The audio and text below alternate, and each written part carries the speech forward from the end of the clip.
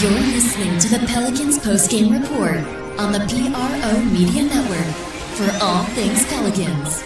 Perfect. Fly Pelican, fly Pelican, fly Pelican. And I tell them that birds of a feather flock together. Fly down, I'm a Pelican forever. Pelican forever. Ain't gon' lie, I feel flyer than I ever been. We stay ballin', this New Orleans, I'm a Pelican. It's going down in the nest, wild, wild west. Come in town and you best, show us some respect. 3-point threat, I better make it rain. If it's up, then don't jump stupid like your ankle sprain. Always said, never hate the player, hate the game. Jumpin' where the dame late, bunch of trains. Post game, big Q, talking about business. Bird gang, YouTube, they ain't flocking with us. Lock up the division mission, get into the finals. Finish competition, then it's going win the title. I know this flyer than you can get. Such a threat that the ref just might call a tag. You could double, you could press, but you can't check. Right, left, slide by you like a Eurostep. Fly Pelican, fly Pelican, fly Pelican. And I tell them that birds of a feather flock together. Fly down, I'm a Pelican forever, Pelican forever. And never, and never, and never, and never, and never, and never say birds of a feather flock together. Yeah, fly down, I'm a Pelican forever, Pelican forever. Whoa, what's happening, family? It's DC in the building. Got Lex Rod Shotgun, and this is the Pelicans Postgame Report, where we bring you live, entertaining, and truthful Pelicans talk. So shout out to everybody in the chat, man. What's up with y'all? We're going to give y'all some of these topics we've been going over this week, man. And Big Q been dropping a lot of science in them flash reports. And, man, it's just been a crazy, crazy week to be a Pelican supporter. The team should move. Zion, the Pelicans are on board with Zion. Well, duh, he's still on the team, ain't he? I even read one dumbass article that said Trey Murphy should come off the bench for Jeremiah Fears and Derek Queen, who's hurt. I don't know what's going on in Pelicans land, man. It's all crazy. But let me go ahead and bring Lex in. What's happening with you, Lex? How you feeling today? Well, what's up tonight? with you? I'm good. Shoot. I'm good. I can't complain. I'm just a little confused about all the shit I was hearing this week. Oh, yeah, I understand. There's always that for some reason. We can always find confusion when it comes to the Pelicans. No doubt. And we got my man, let's see who we got up in the chat tonight. What's happening, Pelicans? Nola, shout out to you, man. Glad to have you in the building. Tasha up in this thing. What's happening, Tasha? You know, let's see who else up here. Jaden, what's up, Jaden? Big Q ain't in the building yet, Jaden, though. He'll be here. And that's it for right now, my man. Strider, what's up, Strider? What's good with you, man? But I guess we could get straight to business. Knock one of these articles out. Get that out the way. You want to read, Lex, or I'm reading? Okay. I'll help you out, DC, man. You know what I'm saying? You had to go get your glasses or something? No. Dog, I got one contact in. Oh, damn. What? Shoot. Nah, sometimes I do that. Nah, my eye was getting irritated. I had particles in there, but it's better now, thank goodness. Woo. That trust me, that's talk about terrifying. You know what I'm saying? Yes, you don't never want small particles in your eyeball. No, that don't sound like you feel too good. No. It's running to my nearest eye wash station.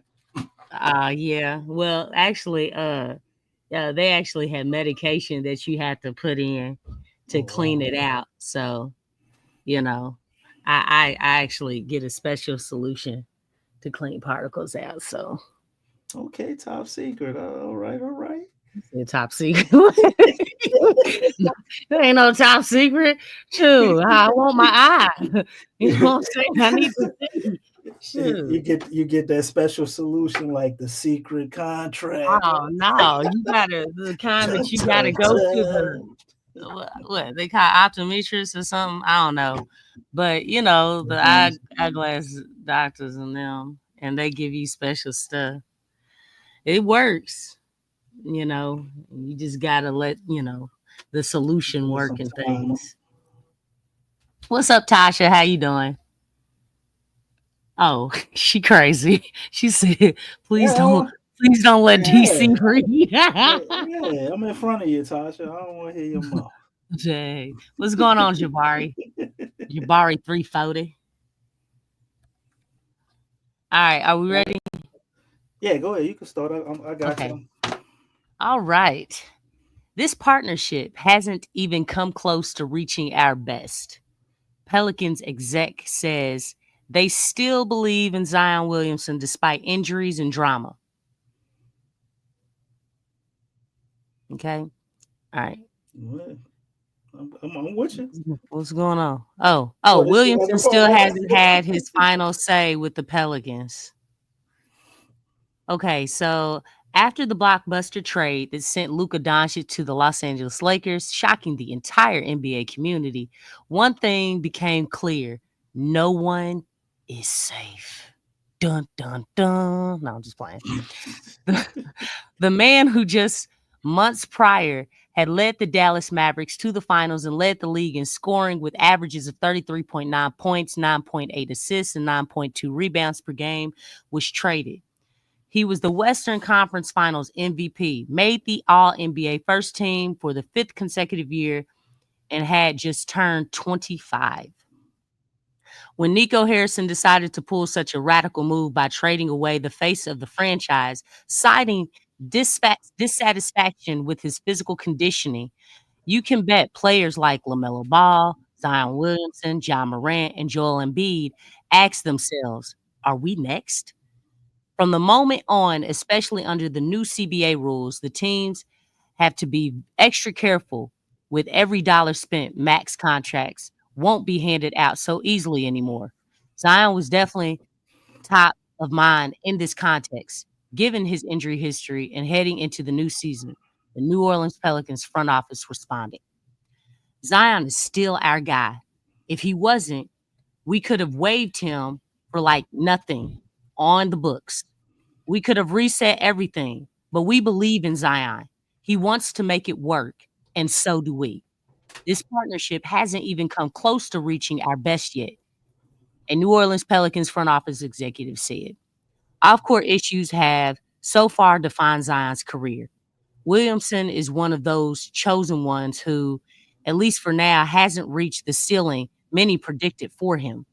He was supposed to be LeBron James's successor. Still, issues with weight, constant injuries, and off court distractions have so far defined his career. However, Joe Dumars, Detroit Pistons legend and the new GM of the Pelicans, has taken a hard line with Williamson. He urged him to stop wasting his potential. I've talked to him about the responsibility of being great and the responsibility of being a leader, of being a captain, of being the best player, of being the face of a franchise, said Dumars. I've talked to him about how all of those things come with responsibility and how it's time now at 25 years old to embrace those responsibilities. When healthy, Williamson is a menace. Dumars, a man with a championship mindset, clearly doesn't plan to continue with Williamson along the same path the franchise has followed so far. That's exactly why he was brought to this April to turn things around. Though, to be fair, other injuries haven't sparred the team during the Zion era either. When healthy, Williamson competes for a spot among the top 10 players in the league. This is a guy who, in his sophomore season, averaged 27 points, 7.2 rebounds, and 3.7 assists on an insane 61.1% shooting. He's never averaged below 20 points per game in his career with incredible efficiency. Everyone in the Pelicans organization knows the kind of potential Zion has, and it's worth emphasizing. He's only 25, but very soon, if he doesn't get it together, he could find himself in the same position as Doncic. Doncic ain't in the best. Shout out to Bruno Fleeks. He wrote the article of Basketball Network. Oh, okay. And yeah, man, it's interesting little piece. Just trying to touching on what everybody kept talking about because I'm like, all these stories and headlines kept coming up. Zion is staying with the Pelicans. Well, what the hell is it? And everybody went writing articles about it. Basically, Joe Dumars had an article where he stated some things and had some statements pertaining to that, as you've seen one of them in this article. And all of this, it's it sounds good. You know what I'm saying? It sounds excellent. It's actually what you would want to hear. Joe Dumars came out and talked about Zion being a professional, him having to be professional on and off the court. Um, and I think if you are going to get things on the right track, which we would hopefully want that to happen, I think everybody here, it's a good starting point with those conversations. But does it really need to be said? I guess you can't assume anything with the Pelicans, right? But if they are starting fresh, Zion is going to be a professional on and off the court, and we get a healthy Zion. Will the Pelicans really be that bad? Or will they be very good? Who's the coach? Oh, my name is Willie Martin Luther King Green. No, don't say that, man. Don't say that. And I have a dream. No, because we don't want to take MLK's name in vain. You know what I'm That saying? one day I'll be able to coach a team properly. I'll be able to do a rotation sufficiently.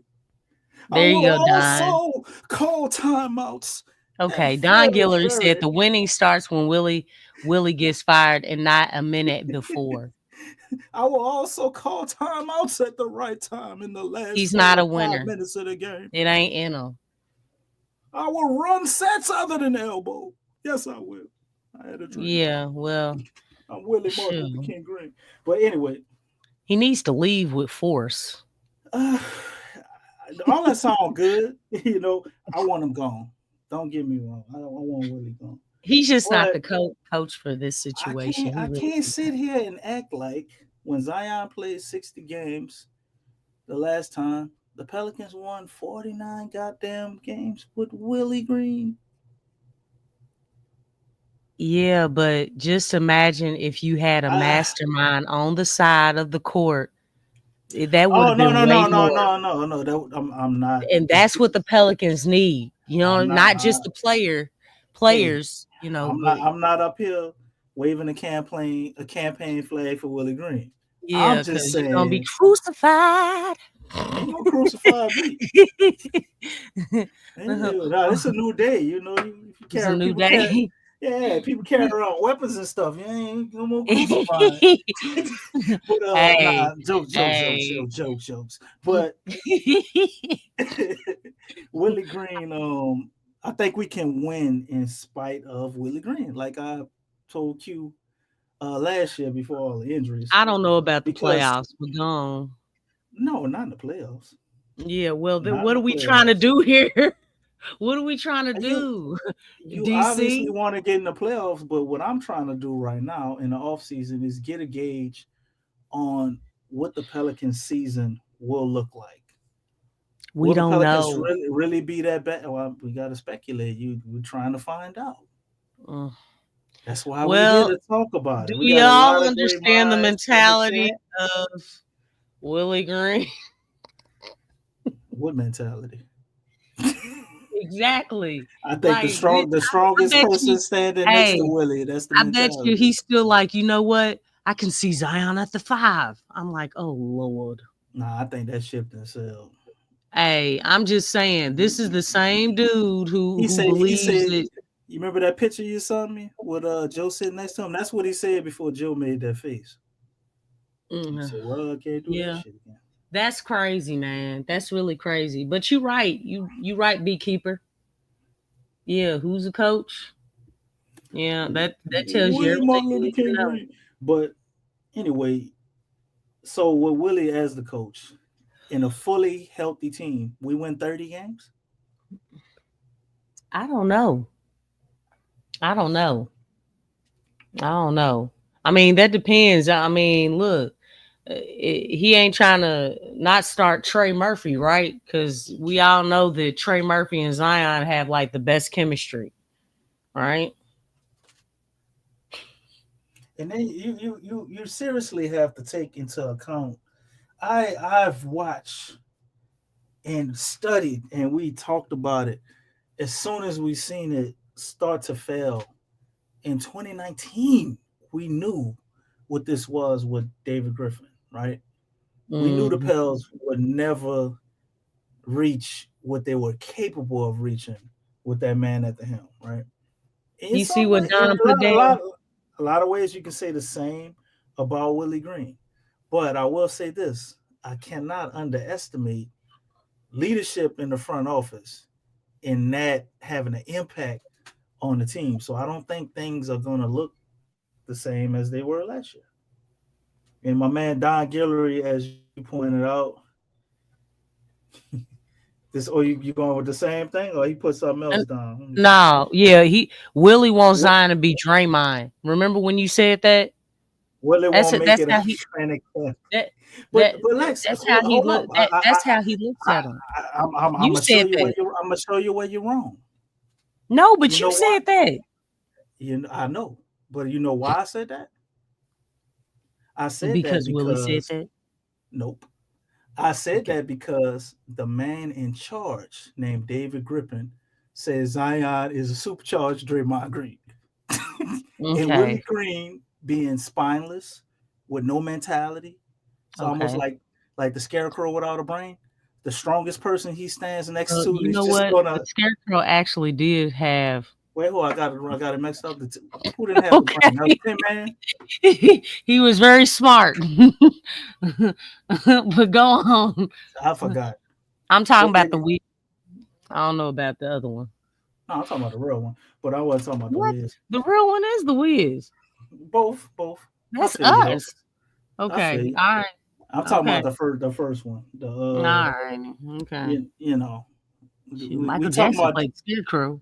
You know what I'm Well, we saying? could go to the Wiz where we make some Joe Dumas references.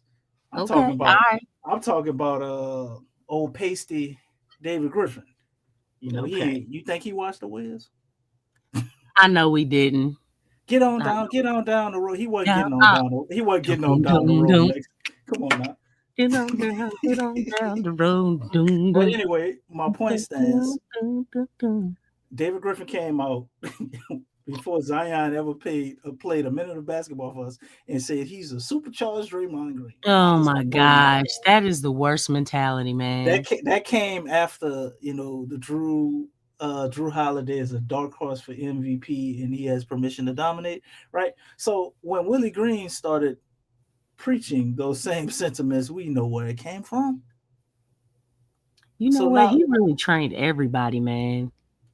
right. So now you got somebody else in the front office, and you don't think Willie Green is leaning heavily on Joe Dumars. You don't think Joe Dumars has a say in what's going on with some of these rotations, with some of the stuff they're doing. I can't look at that and think that it's gonna look the same. And I can't look at that and think it's gonna be horrible. Now, Willie Green is Willie Green. He will find a way to fuck it up. Yes. But will the Pelicans really be that bad? I still think they can actually be a formidable team, but it will not lead to significant winning and obviously winning Uh, Let, beyond the let regular me ask season. you something, DC dog. Let me ask you something. What do What's you up? think Dumars's thoughts were when he watched our summer league team? When he watched all them sets and the things they were running, We and need just to thinking, okay, I need to rebuild where all are this these shit. sets coming from? You know what I'm saying? I know Willie's not over there, but if are you telling what's his name? What Corey? Is this dude telling Corey the sets to run? These are the sets. This is what the team's gonna be running. Like, dog, We got problems. People on iPhone 16s and 17s, and we still running the iPhone 5. That's what it Oh looks Lord Jesus. like. But Like, yeah, a lot of one-on-one, man. A lot of one-on-one. And you yeah, know what's 'cause crazy? Not a lot of teams had a whole lot of chemistry, but golly, man, it really looked like the Pelicans didn't have no chemistry at all. It looked kind of crazy. because they did. Like, how do you build chemistry when guys don't know what they're supposed to be doing? They couldn't communicate properly with each other. When guys were cutting, they don't know if, oh, that was a fake, or he really gonna go that way. Like, that was a lot of the turnovers were that, and to me, it just didn't seem like they were really getting coached through that. You just kind of No, out there and they you were just figure out it there out. playing. You just gotta Yeah, figure it out and just keep and going. see, Never give up. that's Keep a your horrible confidence. thing. As a coach, you supposed to help your players, man. And I look at them, I'm like, dog, like What the if I hell? can help my sixth graders out, you know what I'm saying? You know what I'm saying? You know what I'm saying? That need major development, that are still growing. You know what I'm saying? I mean, they sixth graders, right? Right, We know right. they ain't grown men. These dudes are grown men. And you telling me you can't help them out? Nope. That's awful. That's awful. You supposed to help your players out, man. Supposed to help your players out. What's going on, Jessica? Tasha, Sean in the building. What's up, Tyler? Okay, Jaden, I saw you earlier. What's going on, man?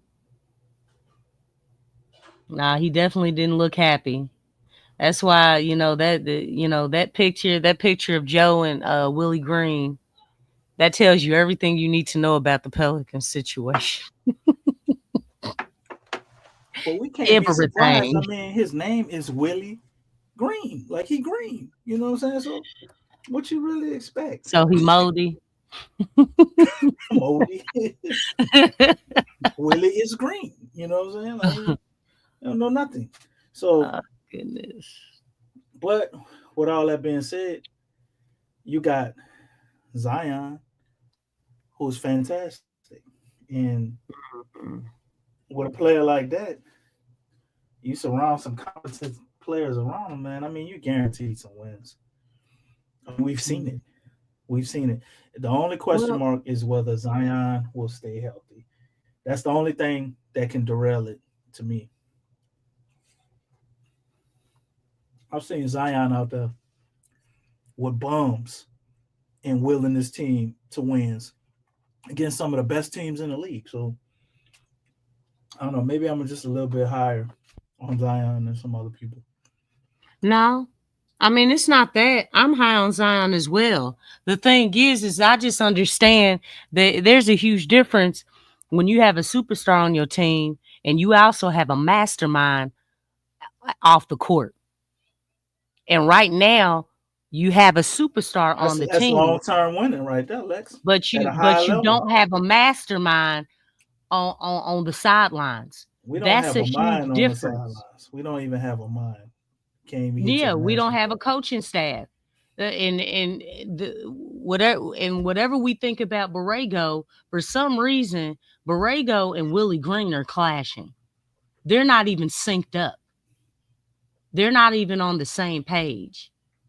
Because Willie So I Green not mean, I'm listening. looking I'm looking at that, and it's like that's a huge difference. I don't care what anybody says. Like when you have a superstar and you have that mastermind on the sidelines, that's a juggernaut, because it's not just about winning a few games. It's about what are we trying to do? Mhm. Are the Pelicans just trying to win a few games, have a winning regular season, and just be ousted, just be a borderline playing team, if that, you know what I'm saying? Or are you trying to be a contender? Right now you really haven't set your legitimacy of being a playoff contender let alone if this is even a thing, a playoff pretender. I mean, I like to think the goal is not just to make it to the playoffs, but to do something. And in order to do something, I've said this many a times, in regular season, you are building habits. In all 82 of those games, you are building winning habits, because those habits carry over into the playoffs. In the playoffs, it's a different breed. Why? Because one team is focused on you within a 7-game series. One team.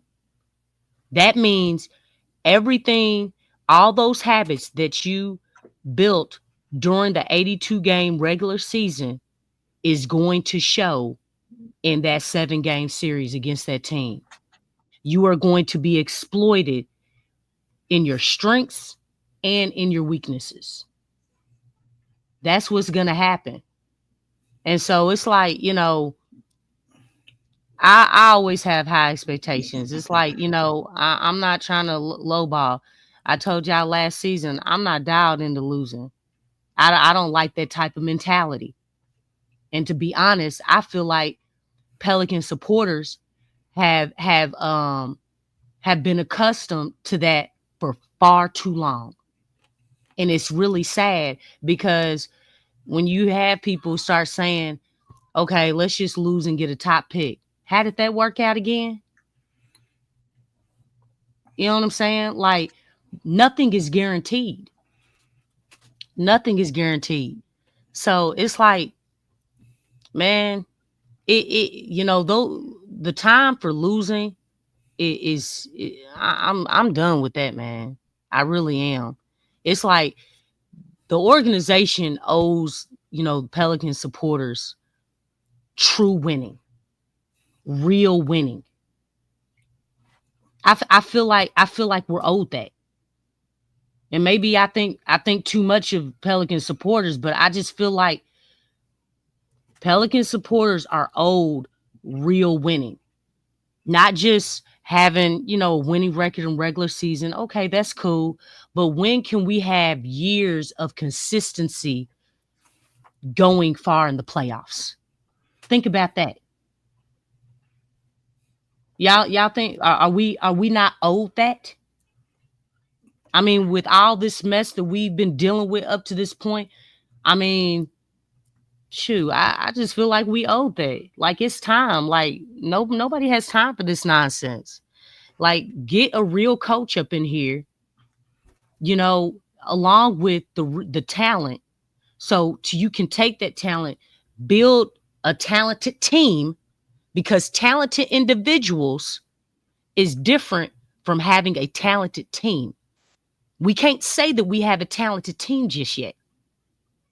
We have talented individuals, but we don't have a talented team. And that's what we've been seeing for years. Talented players, but they're not playing as a team. Because, again, you're not situating these guys where they're being maximized, where they're playing together, where the chemistry is there, and where there's consistency in playing at a high level and playing the game the right way. So, there's steps to this, but it's like, man, it's time. It's time. It's time. I don't mind being, well, I can't even say it's being greedy or being selfish. Nah, dog, y'all owe me. Put a good product out there on the floor, not just the players, but the coaching staff as well, and produce. Because we're not faking when we pay money for that NBA League Pass. We're not faking when we're taking our time out to watch these games for ratings and all that stuff. We're not faking when we're buying merchandise, right? Because you're paying hard-working money in order to get this stuff, to stream the games, whatever you do. Yeah. I'm well within my rights. So, yeah, I just, I want true winning at this point. And I like I said, I just feel like all Pelican supporters are owed that. Nothing less. No doubt. All right. And as you You see got me strolling to these front office rankings, I took your uh-oh. advice, my man. Who this was here? Let me see. Somebody in the chat asked me to pull up the front office rankings. Big Sean. Yeah, actually listen to you, bro. I went pulled up the rankings, even though I know it's gonna make you feel good because they had the Spurs ranked third. But no harm, no foul there. Y'all got an excellent front office. Ours is to be determined, but based on what we've had Mm-hmm. in our not so far away past, I'm still scrolling at 10. I haven't seen the Pels yet, and I don't think I'm gonna see them. So um Lex is done wrapping it up, so let me go ahead and speed through it. You Just a hot mess, go man. all the way down. Now, I was going through while you was talking. Scrolling, scrolling, Yeah. scrolling, Like let me scrolling, slowly stroll while you scrolling talking. down the. Now You are this one so funny. I do not understand this one right here. Down the river. No wait. Why is Why is Dallas Dallas at 26? 26? They just got Cooper Flag. They got AD. I don't get it. I guess because maybe they traded Luka Doncic, so that's got to be it. So let's keep going. Dallas is 26. Oh, Phoenix is 27th. Okay, still ain't seen the Pels yet. Oh, Sacramento is 28. Okay. Oh, the Chicago Bulls are 29th. Hey, well, wait, who under us? How many teams are in Oh, the NBA? nobody's under us. The Pels are last in the league in front Who did office ranking. Sacramento get? But look, I'm gonna peep this out, and then I'm gonna go into my the other article. I wanted to point out they dropped a little bit of some trade news for the Pels, a trade we were trying to pull off but didn't. But the Pels are ranked here 30th. Now they say in February, I don't know why we were ranked 13th in February, but Chicago was 30th. I don't, and Sacramento was 29th. I don't understand that at all. But as you can see, we have Joe Dumars now. And they say Joe Dumars was among one of the worst general managers in basketball for the final decade of his tenure with the Pistons. He proceeded to spend the next decade working at the league office advising unsuccessful teams like the Pelicans. Nothing about those two sentences suggests that he should have been at the top of any list of the potential front office hires. Yet he now runs the Pelicans. Oh, wow. Let's throw that ad right now. Huh? His top duty is, his top deputy is Troy Weaver, whose Pistons, I'm sorry, went 74 out of 244 in his 4 years as GM with the Pistons. You therefore likely won't be surprised to hear that in his first offseason on the job, Joe Dumars and Weaver have already made one of the most widely panned trades in recent NBA history, surrendering the unprotected 2026 pick to move up for Derek Queen. All right, now that's interesting. Now, before we go any further and touch on that, I want to pull up another article. Show this here. And they say the Phoenix Suns declined a big trade offer from the Pelicans. Wow. What offer was that?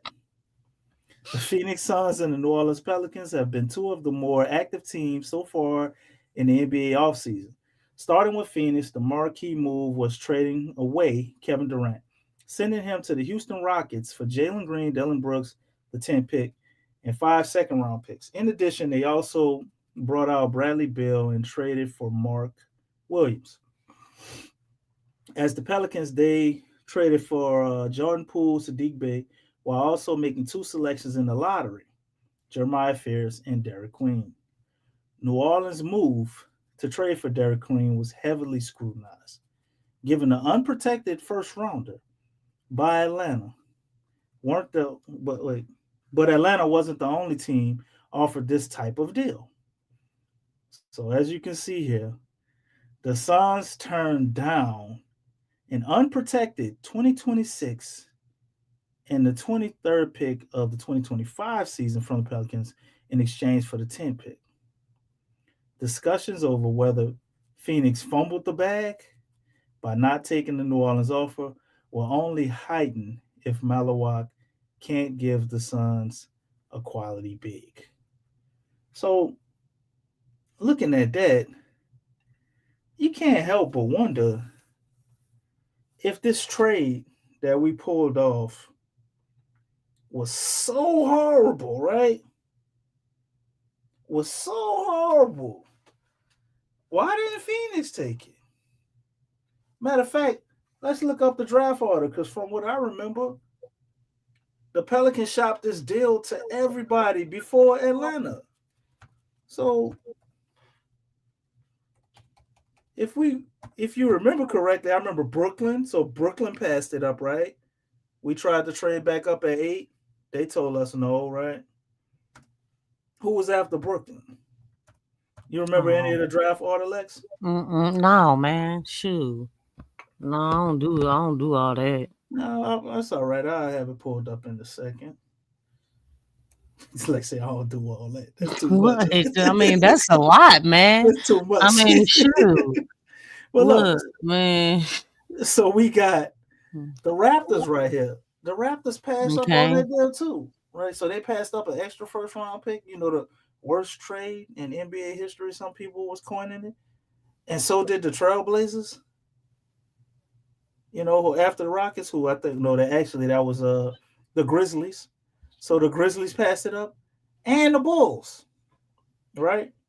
Mm-hmm. So the whole thing, based on, I guess, it being the worst trade, can't be true. If everybody passed up on this on this trade, right? And we just got, and it's supposed to be a great class next season too. So bad. Why nobody else ain't jump on it? You know what I'm saying? So it's befuddling to me. It's just life as the Pels. You know what I'm saying? We can't do anything right. Let anybody else tell it. And as you've seen, they had our front office ranked 13th, which is mind-boggling. You mean 30th? No, they had them ranked 13th in February before Dave Griffin got fired. Like they were ranked 13th. Well, see, that was dumb too. That was a dumb ranking. Revisionist history, because you got to look at the year prior. They won 49 games before they only won 21. So I guess that was that was still dumb. But I'm saying they ain't really looking for real. And I'm getting on that to really talk about Derek Queen and how trades, when you trade in the draft, how that works. Like, are other teams just immediately judged on their trades in the draft before a player ever even played? The Pelicans are in a different situation than everybody else. They've really, Griff really messed up a lot of things. The way that Gail is handling things is not the greatest. And this organization has a history, just to be honest, of just failure. You know what I'm saying? It's like there's no growth. There's a reason for this. And the only way that the Pelicans can come out of this, man, y'all gotta have a chip on your shoulder. Like, you all need to send a huge message through, to everybody and kill all this hating and stuff. And you do it not by being nice and stuff. Man, you gotta have that edge. You gotta have that it factor. You gotta come out and play with violence, man, and just let everybody know that's what the Pelicans need to do. When was the last time they really did something like that? Can anybody tell me? Uh, the only when time they I just seen them play came with out and any just type of shut violence, everybody up. they played with some type of violence in the summer league, but they got their ass kicked though. Okay, no, no, no. When you playing with violence, you have to win. When You they have to played win. with James Borrego when he coached that one game. No, no. I'm talking about like for a season, for 2 seasons, for 3 seasons where it's like, Oh, man, for a the whole Pelicans season, ain't Lex? even playing. Yeah, Oh that's no. what that's what I'm saying. Like, you haven't really seen that. You asking too much with Willie Green as coach. Okay, see, then you know what? Then you know what? Then the supporters ain't asking for enough, and neither is the organization. Because you know what? Gilbert Arenas, he said something. And one thing that he said is that there's only a few teams who are really trying to win. You know what? I mean, I believe him. I mean, I know that's true. I know, a lot of these governors, they put on the front, they just want somebody to put butts in the seats. That's what they trying to do. They trying to fool us. Just like with Gail with a lot of things. We said it with Joe Dumars. Didn't really do no due diligence, do your research or anything. You did your research on Joe for like 10 years, right? And then just hired him. Like, the way that she moves is, okay, I'm losing money and things. I need to make a change. Not necessarily in hopes of like really winning, but just to show the fans, hey, I'm trying to win, but I ain't really trying to win. We see that stuff all the time. Don't nobody got time for that. Don't nobody got time for that. Like, really, she needs to take the stance, because I know this is just her piggy bank. We talk about it all the time. And trust me, we can tell that she operates this organization like a piggy bank. But that's why you bring somebody in who's trying to win, who's trying to really win and not fake winning. Because the fake winning does not benefit the supporters. It only benefits the governors. So, I mean, hopefully, we have to have that we have to get the winning pedigree and to really make a change to this organization, and how mainstream media and players around the league. We've heard interviews. We've heard interviews from ex-players talking about the Pelicans. Man, the disrespect is real.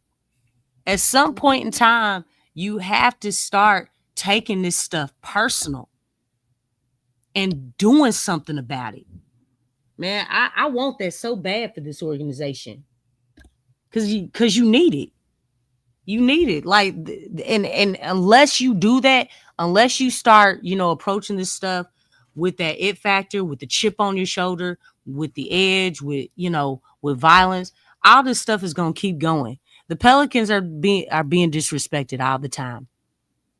All the time. And it's like, yeah, y'all got y'all's money, but man, you being clowned by players, by mainstream media, and and fans everywhere. You got fans who do know what's going on, and then you got fans who don't know what's going on, and both of them clowning the Pelicans. When does it stop? If you want to change, you gotta do something about it. You can't be no pushover. Indeed. We got somebody else actually joining the show, man. Ladies Uh-oh. love, but Q Big in the E. building. What's going on with your Big Q? Well, maybe he ain't joining the show. Nonetheless, moving right along.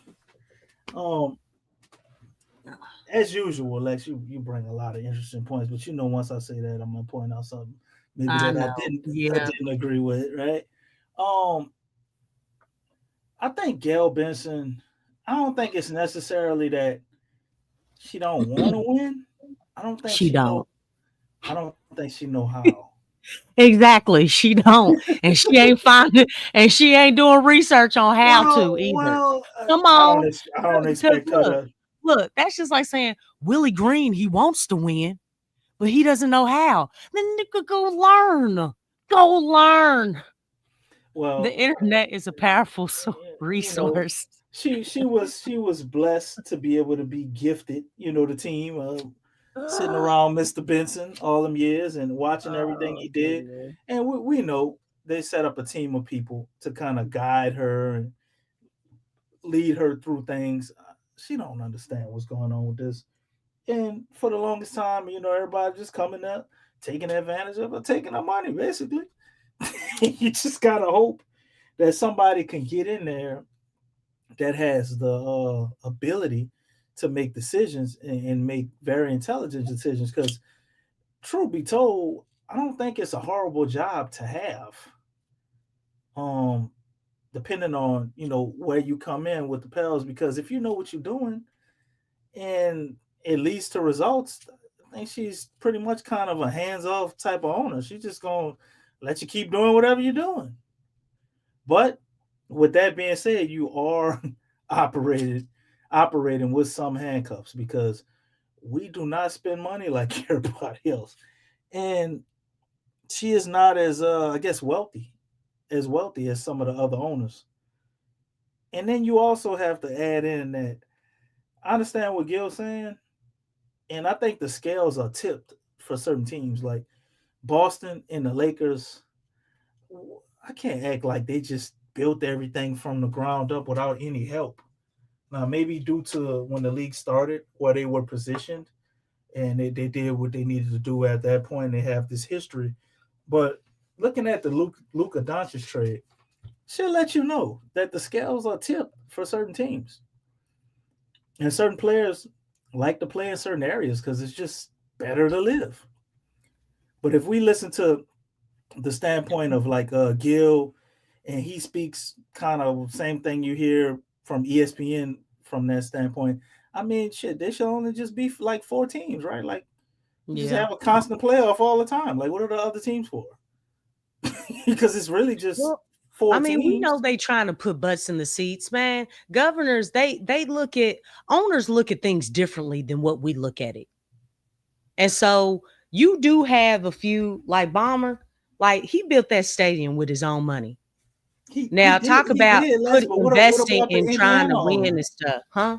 What about the Indiana owner? What about the Milwaukee owner? You know what I'm saying? What about some of these other teams that they were able to get there, win, or at least get close? What about all the success going on in Cleveland? You know what I'm saying? They're not trying to win for real. Like I think it's a lot of teams trying to win, but um, it's just certain advantages and disadvantages you aren't granted with the way the NBA is structured. So you got Bowman, like you said, he come in throwing a lot of money around. It still ain't won nothing. Have they ever even went to? They ain't never even went to the conference finals. Well, now it's looking like a nursing home over there. Now they got all these old guys. Now I ain't gonna lie. Looking at them on paper, the Clippers are very interesting. I like them, and I'll be like, man, the Clippers might be good as Uh-oh. hell. But All right, Stacy pointed something out, DC. everybody like 36 years old. Oh, where'd Big Q go? He must be having technical difficulties. I don't know what's going on with him. My man Stacy say, yes, she is. DC Gale is worth $7 billion. I was shocked that she is middle of the pack in network for the NFL owners, let alone the NBA. Now, okay, Stacy, I want to point out something very interesting to you that you just said. Out of all of those other owners that's in the NBA, right? How many of them are managing an NFL team and an NBA team? So you're gonna have to cut that $7 She's billion. doing neither. Well, I'm just on paper, Lex. She don't know what's going on. Come on, Lord Jesus, come on now. Don't do me that for the sake of my No, I got counter punches, dog. You know what I'm saying? You can't be counterpunching when I was talking to Stacey.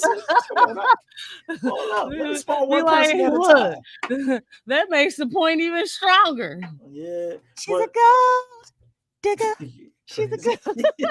I'm sorry. Nah, she in New That one, Orleans. Like I Jamal. said, it'll be gold diggers. You gotta Oh hit it Lord, yeah. like the ghetto twins Hit, from New hit, Orleans. hit You know that what I mean? note again, You can't DC. say Hit it again. gold dig. I can't do it like that. Oh, My you got sister, to get on top of the note, buddy. Get on top of I it. can't do it. My sisters them used to have me listening to that shit riding the cold when I was young. Man, I ain't had no choice. But ghetto twins She's used to go hard on some of that. dangerous. I don't know Gotta who get that boy that DC is. a good talk. Who that is? She's a Gotta give gold. DC a good talk. Vocals is not his strength. Man, what you in the back of U-Haul box truck or something? What's going on with your audio? What's up, I'm Big on the Truck? road. What's up, Lex? How y'all doing tonight, man? Shout out to the flock.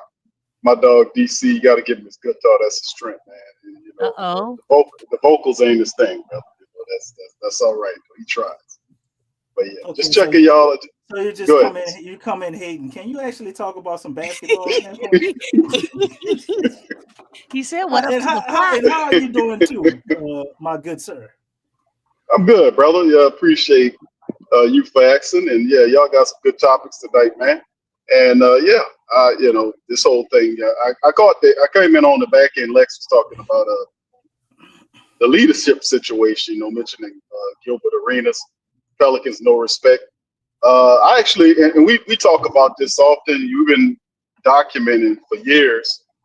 National media been after and been talking crap about the Pelicans. When the news cycle is slow, they pull out a Zion Williamson is fat news story to kind of spur their viewership. So the Pelicans have been a kind of a laughing stock, and it's their own fault for tolerating it. And you're absolutely right. This team is a team that, for a large result, wasn't trying to win no championship. They was just trying to be viable and just make money. And now they got everything positioned where they are making the money. And now they're trying to get this arena deal together. That's why it's a push to validate the Pelicans. They want that arena money. They can't validate building $1 billion arena in New Orleans if the team is not winning and doing anything, and they're a joke. So I actually think that they're headed in the right direction. I think Joe Dumars, and I've said this before, he's the most credentialed leader the Pelicans have ever had. They never had an administrator like Joe Dumars. You know, that's accomplished as a player, won a championship as an exec, you know, and is respected in the league. I remember there was a Sports Illustrated or one of these magazine images of Michael Jordan. They had him shrunk like Joe Dumars was next to him. Y'all probably seen that before, but they talked about nobody stops Michael Jordan, but the Pistons have a word for that, or they had something to say about that. And they had Joe Dumars superimposed. Jordan rules, huh? Yeah, and they had it's a magazine cover of Joe Dumars superimposed on the front. They had Jordan smaller against Joe Dumars. They had him larger in the picture versus him, and it's kind of, he had his hand down like he was keeping Jordan, like it's, you know, they had a midgeted out versus Joe Dumars. And that was something else, because not too many people they did that with against Michael Jordan. He pretty much dominated everybody. So you got that respect angle. I think coming in, the thing that a person that don't know shit about basketball like Gail did is she likes people. She liked Willie Green. Willie Green is a guy that's a religious guy, and that's good. He's just not really a good basketball coach. So she liked him. She decided to keep him, and that's what we are. Now, as far as headed in the right direction, the Pelicans are definitely headed in the right direction, because that's the identity, is to play tough. And he talked about mean, and not so much mean, but the toughness angle, like his Pistons mentality, that matches the mindset of the region that we live in. This is a blue-collar, hard-working city. We need to have that mentality that all over this team. And I think, and I know they're going in the right direction. Now, this stuff about the trade and all that nonsense about the unprotected stuff, I get it. But in the end, nobody's going to remember that if the Pelicans can turn this into a winning situation. So they're doing everything they can in the draft and the free agency to add people to the team to make them more impactful. And they basically are putting Willie Green on notice, man, is that he got to win right away or he going to get that X. That's the bottom line. So he's handicapped as far as that concerned. The rest of the stuff is definitely all good, you know. So I mean, that's something that I see there with some of the chatter I don't know if y'all talked about the Simmons guy, his dumb ass. But in the end, he has the axe to grind against New Orleans, man. People. Yeah. If you watch the comment section on some of his videos when he talks about New Orleans, the Pelican faithful light his ass up in the comment section, and a lot of his commentary is aimed to insult the base. That's why he picked at us and said that take their team. Then he said, I don't even think there's much of a support base to even warrant watching. That's a snipe at you. So you know what that was, Q. He was farming, bro. He was farming for views. That was writing. Views. He knew well, once he said that, because we got the Pelicans, I think they were like the 10th or 3rd most watched team or something. In our area. Yeah, but I agree with he was gonna get a lot of views from that, man. And it worked. Well, that's the thing, man. That is a publicity stunt. Think about all those clickbaits that they had about Zion and stuff. So. Yeah, but that ain't all press ain't good press. And I don't think you want the faithful to be in there tearing your ass up when you start talking mess about other people's team. He didn't mention Brooklyn, who hadn't done a damn thing since they moved up there. You don't talk about all these other teams. So I think the Pelicans is fair games. But when the base comes together and they light these reporters up for talking crazy about them, that'll back these people off, let them know it's a new sheriff in town. What we're not playing is disrespect game. That's how you get people to respect you. You start this checking thing going on. You start this straightening thing going on. And it'll get these people off. They will. They will. Joe Dumars ain't playing. He is definitely all hands on deck with this Pelican team. He ain't no dunce on this stuff. Now, what he did toward the end of his tenure in Detroit, that's one thing. But you got to also credit a guy for learning from his mistakes. And Joe Dumars don't strike me as a stupid man. So that's what I'm saying. I think we're headed in the right direction. The Willie Green thing will eventually take care of itself, because I don't see him growing like we need a head coach to grow. We should have had an identity by now. We should have, this type of stuff. So it is what it is, but I think we're in the right direction. Big Q. Say again, Lex? I said I'm glad you had to change your heart in that, because I know. No, you got to give a guy a chance. I know. You got to give a guy a chance. He can grow. It's like you think I know about DC not knowing how to sing? He can play a good guitar, but I heard enough of him sing. I know that ain't his skill set. He can play the hell out the good guitar though. So you got to give a guy a chance. You got to give him opportunity to show what they can do. You'll give a man a chance who to do strategy, who don't have a brain.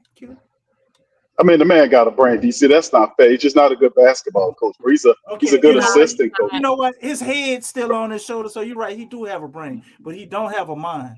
He got a brain, brother. He don't have a mind. Okay, I'm gonna just say the man don't. He don't have a mind. Well, DC, that was kind of cold, bro. That was call a man the scarecrow from Wizard of Oz, bro. That's. So where you going to get the brain from, DC? Because he supposed to be getting with Dorothy. They got the car with the lion. Oh, he going Joe Dumars.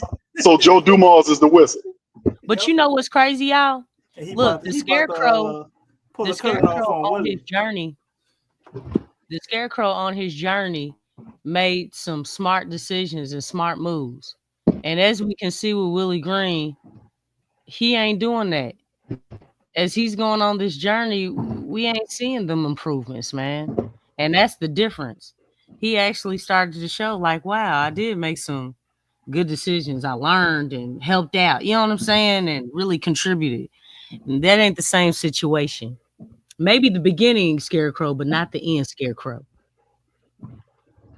I thought Willie Green would help himself out if he learned to sit down and work with Borrego and learn Borrego's offense, where his dumb defense don't get in the way of it. That's something I really thought that he would have gotten by now. And that's one of the main indictments on him, outside of not establishing an identity for this team, is that having a solid offense that you can run through. And I don't think Borrego's offense is that boring and that dumb and that bland and that non-imaginative. I think it's one of these schizophrenic things where the team is confused on how to play.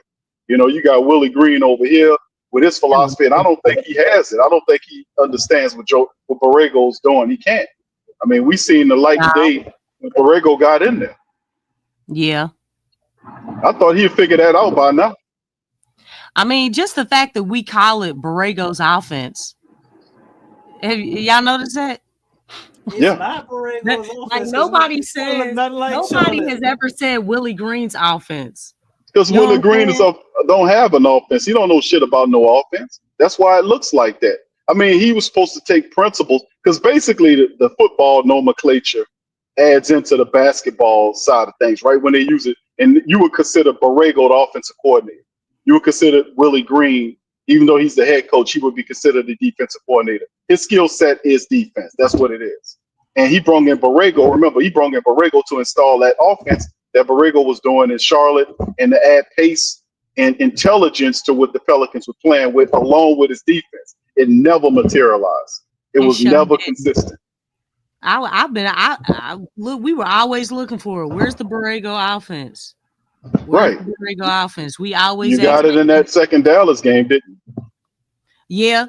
Yeah, but he was leading the charge though. And I think that's the difference. It's a difference when you're leading the charge and not being a secondary, because obviously, he ain't gonna step on Willie Green's toes, but in actuality, Willie don't have it.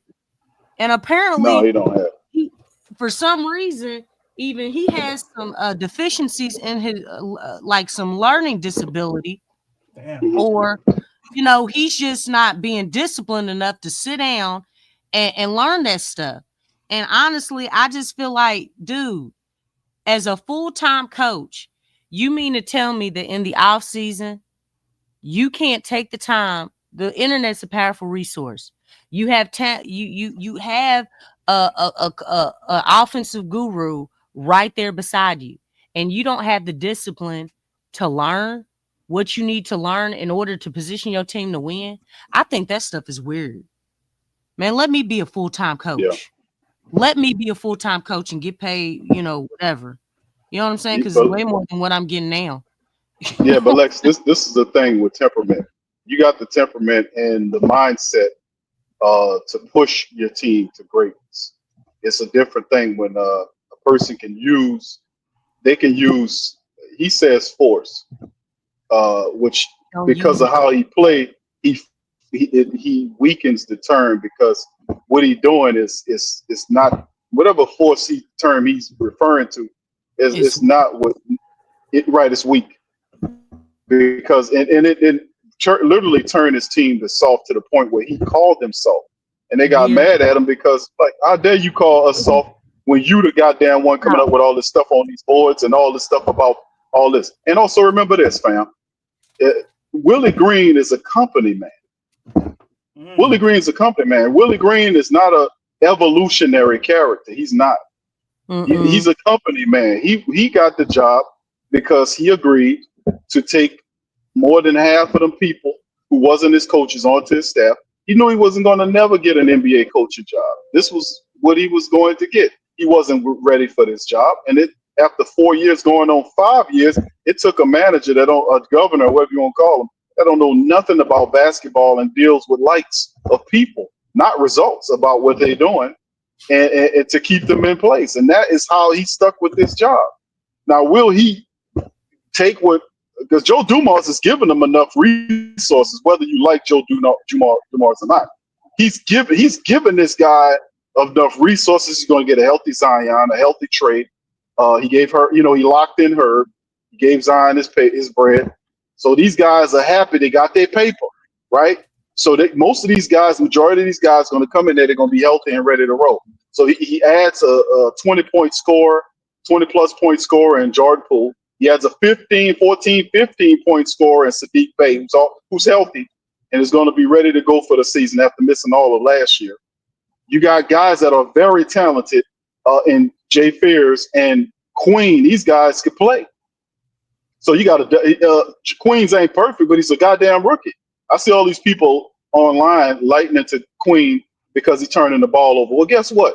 Fears and Queen was turning the ball over. Guess why? Because they goddamn rookies. They're going to learn. They're going to get better at it. And you best believe they got the temperament to want to win. That's why Joe Dumars took them, because they fit in with this toughness thing. They ain't going to let people crap talk them and point at them and make fun. He was saying that in the summer league. when he was making mention of the guy was talking mess to him, so he had to step it up. You know, that's what type of players that you need on this team to make some shit pop. You got Kayvon Looney. Kayvon Looney's a really good big that can also help out. So in the end of the day, I think he's giving Willie Green more than enough people to be able to make a difference this year. The thing is, Willie Green going into year 5, man, you give a guy a chance to see what he can do, but I just don't see it in Willie Green taking what this man is giving them and getting the team. This is a playoff team in my estimation. People saying, Hugh, are they good enough to be in the playoff? Yes. This is a playoff team in my estimation. It's all about leadership. You got to have leadership at the top, and you got to have an identity to play behind when things get rough and tumble. You got to have an identity and a memory to know when I'm screwing up out here, I'm making all these mistakes. Hell, I got to fix this turnaround in every damn game. I got to get better. He wasn't even a good coach. Y'all remember that? What he said, Lex? You remember when Willie said that? That he said that he wasn't really a good coach. He said, well, he ain't lying. Of a coach. I wish I had he ain't lying, but I would have hit it right on that. But it's like, okay, dog, then you need to kind of just let yourself go. I mean, really. He ain't gonna give him no money. There, you know, but I'm just saying, like, you can't blame him. But the thing is, if you're not a good coach and you knew that, dude, you stealing money. You don't fit the job description. If you ain't your part, Lex, if you ain't but yeah, he ain't gonna give up no money. He Willie Green, you can call him a lot of stuff, but he ain't stupid as far as that concerned. He ain't gonna walk out of here unless they throw him out of money in his pocket. Exactly. That's he ain't walking out of here unless they throw him out. And you know what? Really, stuff like that, because really he was saying that, you know, as far as, you know, picking up texts and different things, and that just goes to show, dog, you don't have your team's back. You got 1 foot in, 1 foot out, because you worried about your. Well, that's why he lost. You're not even locked into the game. Because that's why he lost. Like, what type? You ain't even that. That's not even a real coach mentality. A real coach, and you see it all the time. Hey, I'll be walking out in the middle of the court. You know what I'm saying? I'm not even making what you making, but I'm walking out in the middle of the court, calling out some foul stuff. If I see it, that's what you're supposed to do for your players. You got to do that stuff. That's what being a coach. Players need to know, you know, that you got their back. If you don't have their back, guess what? Your players are going to take matters into their own hands. That's how people start getting hurt and stuff. You know, they got, and that's trust. You got to be able to trust your coach, man. If you can't do that, you worry about your pockets. You know, it's like, dude, go kick rocks. You know what, Lex? Let me say this, because you're 100% right. I'm still interested to know how Willie Green's going to earn the respect of his team back after losing them last year. He went to dinner and talking to people and all this kind of stuff. I don't know if that's enough. You could take him to dinner and you can talk all this nonsense to him over dinner talk and go visit their homes and all this kind of stuff. But I don't care about none of that junk. What is how he gonna win it back? Go ahead. What do you say, DC? He not. Go ahead and continue. He ain't gonna never win it back. Okay, there you go. So, but this is the interesting part about it. It's like, if you know the pressure, you're facing a final season. Your contract is at an end.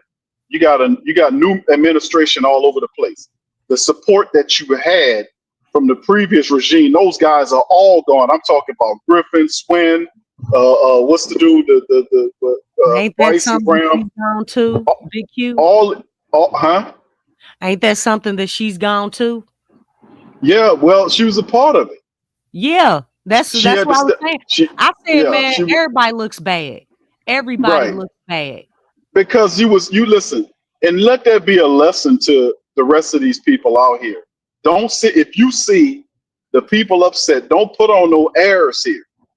Don't put up airs, people taking pictures, smiling and shit, and you sit up there with 20 wins. No. That's That's not a show of solidarity that you losing happily. That's an insulting, disrespecting thing to a paying, loyal support base like the Pelicans. Hey, man, we trying to rock with you guys, despite all of the up and down, the BS, all of the nonsense, these sweetheart business arrangements where the Pelicans don't pay no taxes. They don't pay. They don't pay no rent on the arena. They get all the concession money. They get all this stuff. They got a super sweetheart deal. And people talking about them people moving. Them people ain't going nowhere. The idiots that's saying that don't know about these contracts. Them people, the Saints and the Pelicans, are not going anywhere. They got super sweetheart deals where they got it made in this region. And all the people want to do is for them to win. Now that it's also, I got to give credit to the community, right? To the Pelican community, because listen, not to toot our own horn, but ain't nobody was rough talking like this about the Pelicans. We started this. We've been talking rough, and that followed over from how we covered the Saints stuff, because I've been a rough talker about this, because I'm not no guy to sit up here and placate no losing or play all this nonsense, man.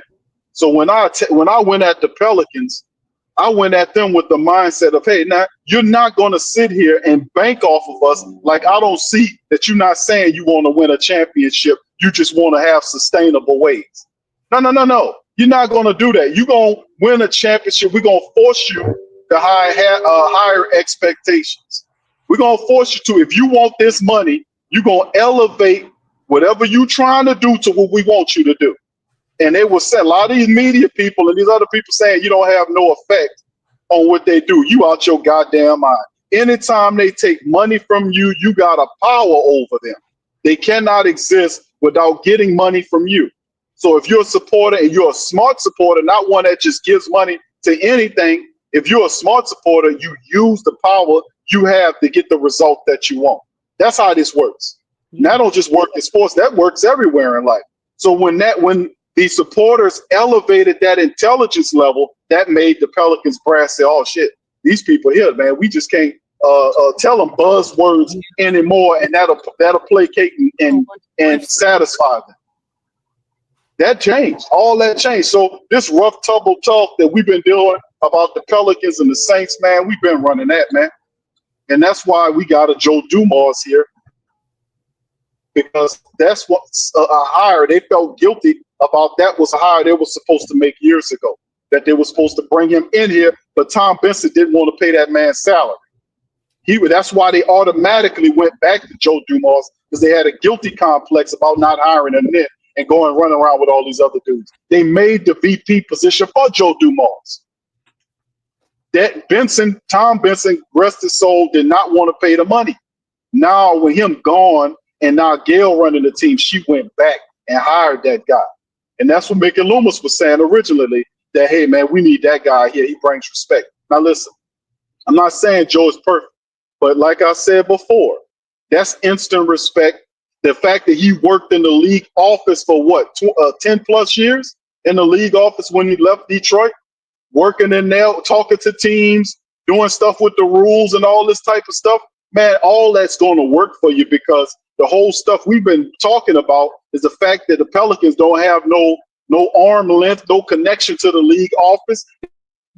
They can't tell them hey, man, start looking at and officiating Zion differently. You got the goddamn guy that was running it now over the team now. Yeah. He had all those years connected and he left good. That is definitely going to have, I don't know how much percentage of it, but that's going to have a connection in changing how they officiate the Pelicans. So hey, listen, like I said, I just feel like if you go at it from a historical standpoint, it is the best hire. Go back and look at all these clowns, morons the Pelicans had running their organization, Bowers and Dale Demps, who Stern said that this guy ain't know what he's doing and all this kind of stuff. This backstabbing ass dude that to this day. So I mean, like not the guy that's going to lead the team. But one more thing is left is the coach. We know that's the problem. So that is something that we got to deal with, because he cannot overrule Gail Benson. He got to let her see what Willie Green is going to do with this team. And I don't know how many games it's going to take, but at the end of the day, I know it's going to happen. He either win or he going to get the hell up out of here. And also, look, I'm going to throw this back to y'all. But if Willie Green was serious about learning the game like Jamal Mosley did, like who got hired at the same time, like Charles Lee did, you can see maturation in those guys' game. And Willie's coaching game, if he was really serious, why didn't Willie Green, he lost Darnell Lazard, the big man coach. I don't know, he'll elevate it, whether it be Greg Monroe or he brings somebody else to do what Lazard did, because he left, I think he went to Memphis. But the thing I'm asking is, if Willie Green wants to win, why don't he add another coach to bring in to act as an advisor to kind of help him there? You know, he feel like he got the right team to do it. Like I said, my thing is, I don't know if that man truly realize what's in front of you. You about to get up out of here. This is year 5. So why not bring in the more credentialed coach that he probably worked with before that can come in and help and all this kind of stuff? I don't see no coaching hirings yet. You know, I don't see him in bringing anybody to help out there. What do you guys think about that? Because in the end, that's the biggest thing I see that's lacking is, you know, they need more intelligence on the coaching staff. Man, I look all up and down their coaching staff, man. Borrego, the only dude that you can say is respectable. Who else they got? No disrespect to Miles or the Collins, man. But ain't nobody beating down their door for none of these freaking guys, man. No, it's really something how, you know, even with Borrego, you know, he's looked at you know, with all these interviews that he's been doing, you know, with other teams. Why is it that, you know, he's only good enough to be a lead assistant? I thought that was kind of interesting, because how many jobs has he interviewed for head coaching? I'm not knocking Borrego. I'm just saying I think that's kind of interesting how, you know, he's only the only good thing about him is that people want him there for a lead assistant, but not as a head coach. I mean, what are y'all's thoughts on that? Yeah, I think the window. Oh, go ahead, DC. I think it's just based on Willie Green. Like, James Borrego has been here for what, two going on 3 years now, right? So the first year, you kind of see, I guess, a slight uptick in the offense, but you're looking at the players that we ain't doing nothing that's, you know, blowing people away as far as our offensive strategy and how we utilize everybody. We all know why that is. But then you got to look at the win-loss record of last year, and it's like, okay, if you're such a great mind and a great basketball guy, usually that goes hand in hand with winning, right? You see teams, that's why Willie's here. That's why Collins is here, because they went to the Warriors and they were winning. Then Willie went to Phoenix and he was winning, right? So you got Borrego over here who coaches identify as a great basketball mind, but what has he done as a head coach? And then we trash. Offense wasn't even good, you know, last year. Now, it would have been something if we had maybe the 15th ranked offense or something, you know, last year, even though we were losing, and there were these things you could see that just kind of jump out like, wow, man, that's really creative how they utilizing those bench guys or whatever. We didn't have none of those moments. So I think that's why you see that. A lot of people know the pedigree of Borrego, and he's a great basketball mind, but his last, you know, few years with us, he has done nothing to add to his resume. And I think that's a reason why the man be trying like hell to get the hell out of here. Because he know the longer he stays here, it's just like the more tarnished his image becomes.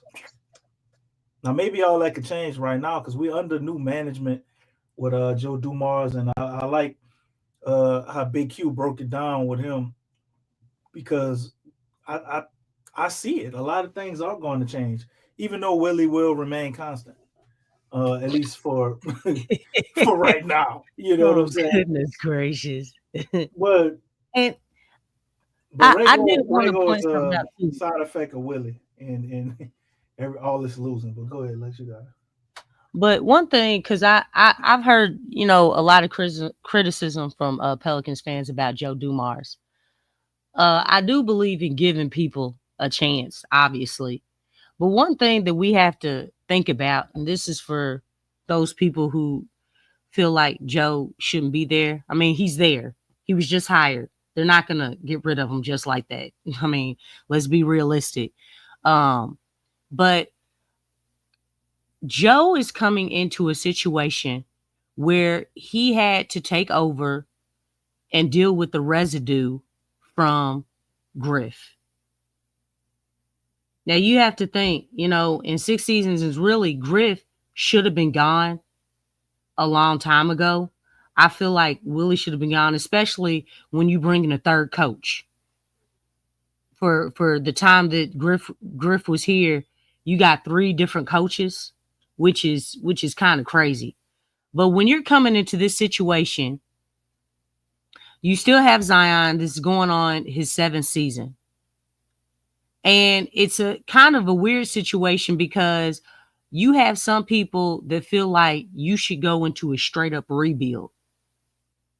But it's like when you look at teams like OKC, you look at teams like the Timberwolves, they all started their rebuild at the same time as the Pelicans. We see where they are and look where the Pelicans are. Like, it's almost like we're still in the rebuild because we've been stagnant for so many years, which is crazy. So you look at this situation and it's like you're asking this man to turn this whole thing around. And not only that, if you look at the time frame in which we've been, watching Griff, butchering a lot of stuff. And then with the coaches, no stability, no leadership, no direction, no vision, no culture. Okay. Joe Dumars is coming into a situation where none of that is available. None of that is available. And he's trying to turn this thing around. When you're turning something around, sometimes it's not going to look pretty. It's going to look a little bit ugly because guess what? The situation is already ugly. It's already ugly. And this organization is already delayed. The trades, as far as some of the players that were on this team, those trades were delayed.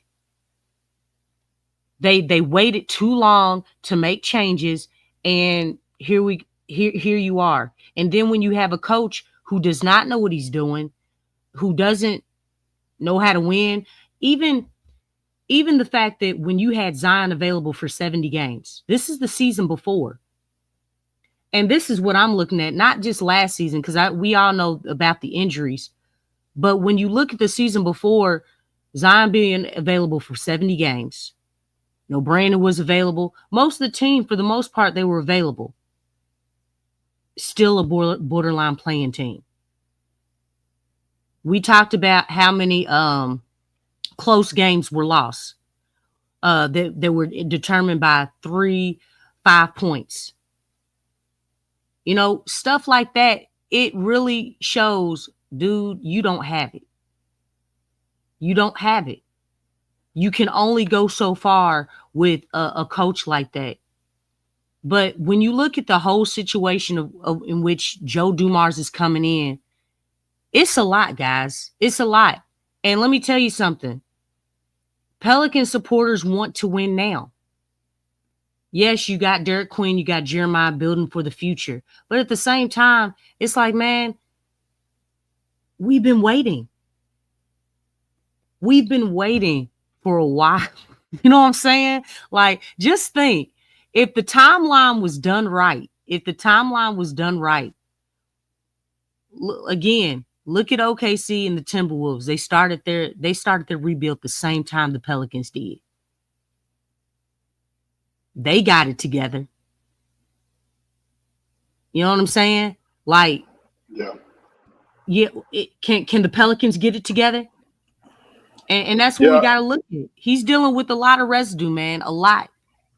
I mean, it takes him, and he's trying to be aggressive in what he got to work with. And I commend him for it, because it's not easy to come in this situation and you going into year 7 with Zion, and they've actually come out and said, "Hey, Zion, we're gonna build this team around you." Isn't that something? When Zion first got here, who'd they say they were gonna build the team around? Nobody. No, Drew Holiday. I'm just saying. You know, they didn't waste no time. They didn't waste no time with Shea and Anthony. I'm just saying, man. It's like they were like, "Oh, we're gonna take baby steps." That's therein lies the problem, Lex. You mentioned it. You talk about Minnesota. They made a bold trade. They were saying that Rudy Gobert trade, when they gave up all those first round draft picks for Gobert to get to Minnesota, that was a dumb move. And next thing you know, Minnesota, look where they are. Yeah. So I mean, they were saying it then, but they forgot all about that shit when Minnesota got up there. Minnesota, OKC, you name teams that you're absolutely right, started there. The big difference is there was leadership there. Yeah, at the top. That's the big part of it. So if you got the Pelicans were messing around with David Griffin, who is he was a basketball NBA con man. I was saying that the whole time. He's a shyster. He got up there. He had a political science degree. He talked like a politician. He used all these fancy words bureaucrats would use if they was having speeches at the United Nations building in New York. They were sitting up here having and speaking like that. And I'm like, man, this is not basketball nomenclature. This is not what we're talking about here. We need to get to brass tacks. We need to formulate an identity. And he didn't do that. When he came in, he didn't bring leadership in here. He came in here, he didn't know who was going to be this. He was making weird comments about giving people the permission and all this old crazy back-ass stuff that just totally disagreed overall in what we were supposed to do. Basketball is simple. Winning is simple. It is not complicated to win. Accountability has to be a part of the matrix, and you got to be honest. You got to be able to look in the mirror and say what's wrong with this organization and fix it. If you don't do that, then you're going to have inconsistent situation and outcomes all the time. You're not going to have a consistent success formula that we see other teams had, say a Boston had or something, similar teams, where you can see them trending up to a crescendo and then them going up and winning championships or playing in the conference games or this type of thing. Pelicans, first of all, you have to say that that's what we want to do. The Pelicans did not say that. They did not say they was here to win championship was Griffin was running the team. They did not say that this was, all this kind of, that's not what they said. What they wanted to do was put together a team that was entertaining enough to make money and get to the playoffs, and and they were good with that, because that's what the mindset was for what the Saints was. They just wanted to be good enough just to get you to keep paying the tickets, because it's too damn hard to do it the other way. You gotta really scheme and plan and make better trades and fight to get better coaches, fight to get better trainers from all these other teams who we see are winning. They have trainers that know what they're doing. They have leadership in those positions. They have installed the proper players and the identity to be able to win. You can't win nothing in no NBA without no identity. So that's where the Pelicans been failing at, when they had Dale Demps up there, who was a raving lunatic idiot. You bring in a politician behind him, and then they fiddle faddle with all these old mediocre ass coaches. Willie Green ain't gonna take you to no championship. We know this. Exactly. You can look at Willie Green and see he ain't no championship coach. He ain't trying to study nothing to make. Like, they got guys out there where you see like a guy like Spoelstra. And listen, I'm just saying the process, because we seen this happen. Where you could talk about Mark Dagout. This guy was a G League coach that they made, and a G League coach that got there and took that team in 4 years, and took them into and won the championship. The man was a G League coach. But the bottom line, if you are a coach and you love to coach and you're about winning, You're going to make sure that you improve your knowledge base, incorporate schemes and things that work every damn year. You're not going to sit there like Willie Green and have these bullshit ass press conference or interviews where you're basically regurgitating talking points over and over and over and over again, not realizing that none of that shit you're talking about works. So this is the difference. So in order to get there, that's what I'm saying. The Pelicans are headed in that direction. They got a guy that says, I want this team to be tough. And he changed all that shit, took all them silly ass words down off the practice walls and all this kind of nonsense. And want to be a basketball, want to be where we want to be a family. All that dumb shit. Yeah, No, all that is gone. And we need to focus on winning. The one goal is to winning the championship. That's what it's about. Gotta love one goal, man. Yeah, But that's way better than all that other junk. That was awful. Speaking on that, you got Yahoo Sports here who dropped an article of off-season grades. No, They gave us a 2025 record prediction. Well, not prediction, but actual results. 21 of 61. You had the over and under for this year. They're giving us 30 wins. Key additions: Jordan Poole, Sadiq Bey, Jeremiah Fears, Derek Queen, Kevon Looney, and we lost CJ McCollum, Kelly Olynyk, Brandon Boston, who I'm hearing is apparently looking at going overseas to like the European League or something. That's kind of wild. I wouldn't expect. yeah, I think it's Australia. That's right. That is crazy. I would have thought somebody would pick him up, man. He's good enough to be on somebody's bench, or possibly a spot starter. Well, we also lost Alfred Payton. They say it is unclear what the Pelicans' strategy was for this summer, other than the fact that they really like Derek Queen. For those draft rights, they traded their unprotected first round 2026. You're going to keep hearing the constant theme of that. It was a wild gamble that essentially demands New Orleans to make the playoffs this season or lose a lottery pick. So what did the Pelicans do? In the absence of injured point guard DeJounte Murray, they traded CJ McCollum for Jordan Poole, giving the keys to their offense to one of the most inefficient. So, wait, hold up. I got to stop. How is trading for Jordan Poole giving him the keys to the offense? Trey Murphy and Zion don't exist? Okay. Yeah, they don't pay attention. I mean, they outside looking in, but F is crazy. And But Jordan hey, Poole, he's actually better than CJ McCullough right now, with TJ getting older. But nonetheless, so they get the keys to the offense of one of the most inefficient, probably high been watching usage YouTube. players in the league. Who also you're right, Lex. They probably haven't. Who also happens to have one more year than CJ McCullough at the end of his deal. None of it makes any sense whether or not Zion can remain healthy for an entire season. And they gave us an F. This you know what? I'm right really here tired of the narrative, with the man. all-season grades is kind of what gave us the idea for the title of the show. Are the Pelicans You know what's really crazy? that bad? Because the Warriors didn't do anything in the offseason. Well, let's look at the Warriors grade here, Lex. I can probably find it.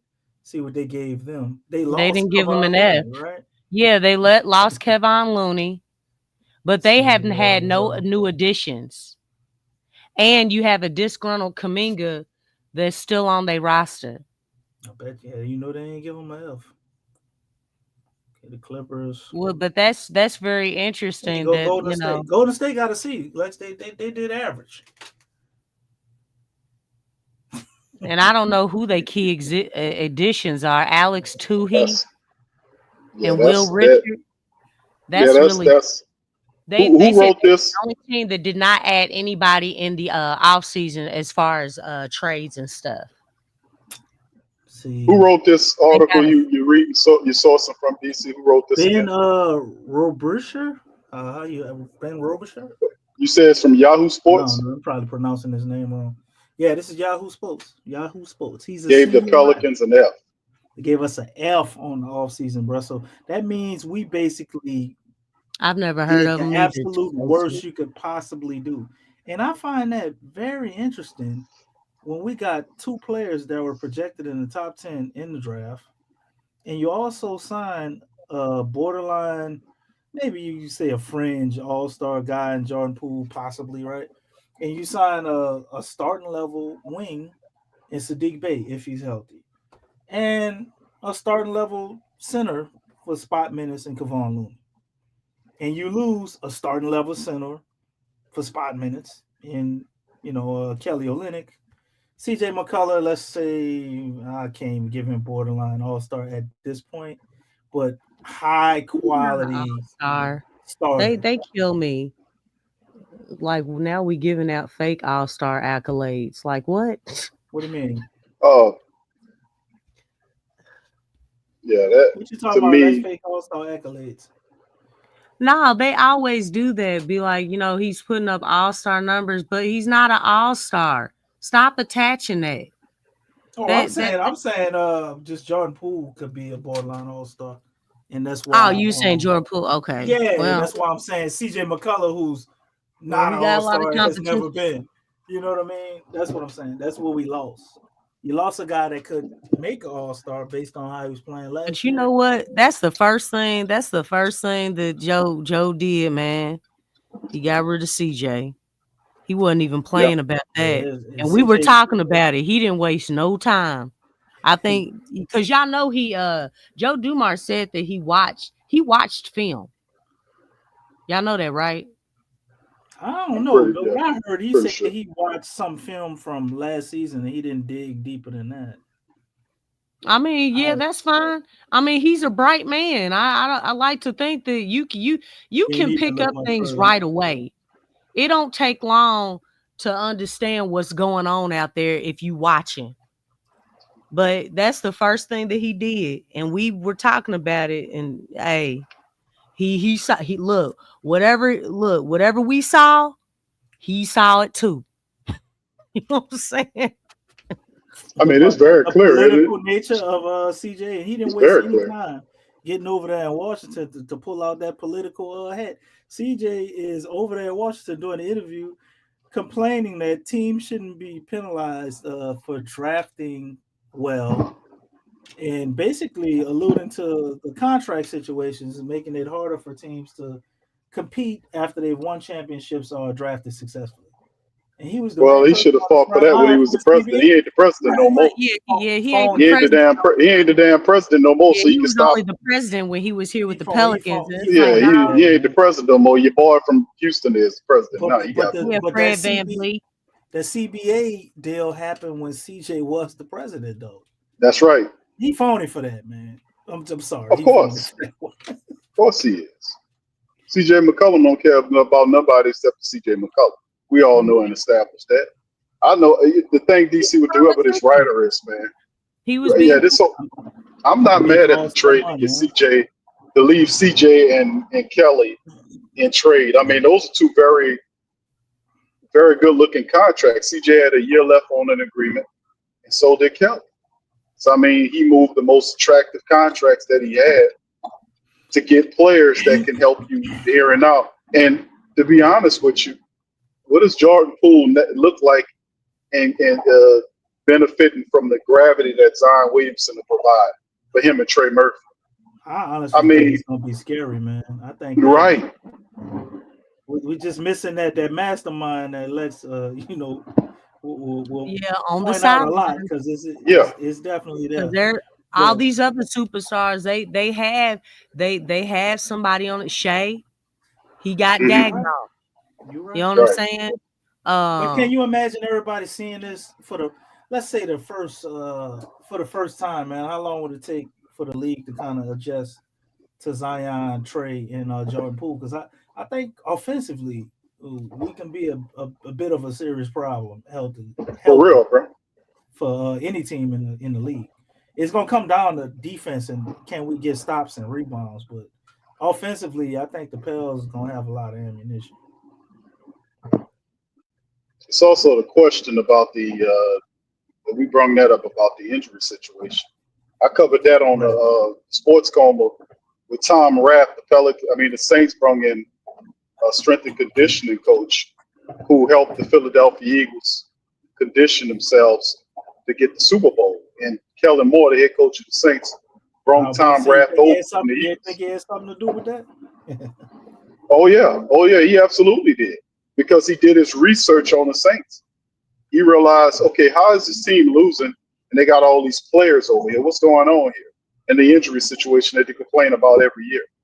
So he was smart to know to bring a trainer that he trusts, that he's seen. And I covered the story on the guy.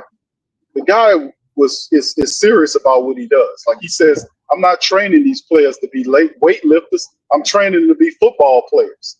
And he literally broke down the difference in between the two and how he needs them to have what he termed his spurtability, which means when they need to have an energy jolt or whatever, or the pop off on a play and then rest in the. You see what I'm saying? To fire off on the play, and then they need to rest here and then fire off on the play. That's different than a different training set that you would use than a regular weightlifter. The guy was talking about conditioning not only their body, but he talked about their mind. I'm a big mind guy. I always talk about mind over matter and mindset. I'm big on that because that's where you can change your life around. But you can't teach a player to be healthy. If a guy got the mindset that he's an injury-prone player, and that is synced into his mindset, you got problems there, buddy. Because if he sees that in his mind, that's what the hell he's going to be. Even that happened to DeJounte Murray when he was telling that story to them guys. He talked about how he was, and we covered it on the show. He talked about how, man, something bad gonna happen, and all this kind of stuff. But what happened? He went out there and had that injury that sidelined him for the rest of the season. He basically conjured that shit. So the guy. This was what the man was saying. The Saints hired Tom Rath. He talked about conditioning the mind and then the body, teaching them to strengthen the mind. Because the body follows wherever the mind goes. That's metaphysics. This man using metaphysical thinking alone to help them get to these higher situations and teaching them and training them mentally to be able to go through the rigors of the NFL and go to the playoffs and to the Super Bowl. That takes an extra level or two or three in training and development. You know what? I heard something similar, just like what you were saying. That's one thing that made Phil Jackson. That's one thing that made him special. I forget who talked about it. Kobe might have talked about it, but they actually said that Phil Jackson had sessions where he would really like it wasn't just basketball. He had a way of mentally preparing them. Like he actually had sessions and practices or a point in the practices where they would work on different just psychological things like, sports psychology, like they actually worked on those things. And I don't think that's talked about enough. Just mentally being prepared, not just, when it coming from injuries, but really preparing for a game, the way that you approach the game. Just really having your mind in a certain space where you can perform, and not just in games, but in practice as well. But yeah, that's powerful. I mean, that makes a huge difference. Yeah, your mind over body is some real stuff that you got to consider all that stuff, because that really does, especially with injuries, they really do wear on your mind. They really do. Anybody who's had an injury, anybody, they know, especially when it comes to ACLs and Achilles and meniscus, anything in the knees. You know what I'm saying? But really all injuries, I don't want to knock any other injuries, but they do wear on your mind, especially when you're out for a long time. So. Yeah, that's what I was looking at with the Pelicans health staff and DC. I mean, you could do a quick sweep and see if they added anybody different. I think they added somebody to the Pelicans health staff recently, maybe over the last month or so. Check, see if you can pull something up on that, because I don't know if it'll be a big name. But see, the thing about it was that's a major thing. That's a problem. And Kellen Moore, that's why I give the Saints credit. And I said both these teams they're going in the right direction, family. Both the Pelicans are headed in the right direction. And this, to be honest with you, and it's going to take us, this because it's this thing, but they don't totally always kick out everything. Like have we for whatever reason we can't seem to get a full clean slate, even though all these people from the previous regime that was perpetrating the fraud and all this kind of old stuff, they wasn't creating this weird basketball look. A lot of those guys are gone. You got all these new guys here, and Willie Green was supposed to be cleared out there. So that's what I'm saying. We can't totally have a full clean out, but a man can choose his own head coach. Because usually and traditionally, that's what happened when you bring in a VP. VP picks his general manager. We had Bryson Graham. Bryson Graham said, let me get on over here and do something else. That's fine. These guys pick their own people. Just like if you have a guy coming in and he be the president, he moves out all these old people to avoid having stay behind networks that ultimately serve as sabotaging teams against what he wants. So that's why they come in and they move out all these old people. That's why they change up everything as well. So you want to be able to, if you take over, you want to have the ability to clean out everything and bring in your hand-picked people. Well, that's something Gail prevented him from totally doing, holding on for Willie just for the year to give him another opportunity to prove himself. Is a very distasteful thing for us, because not just the fact that he had that sorry season last year, it's the fact that he lost his team in the process of doing it.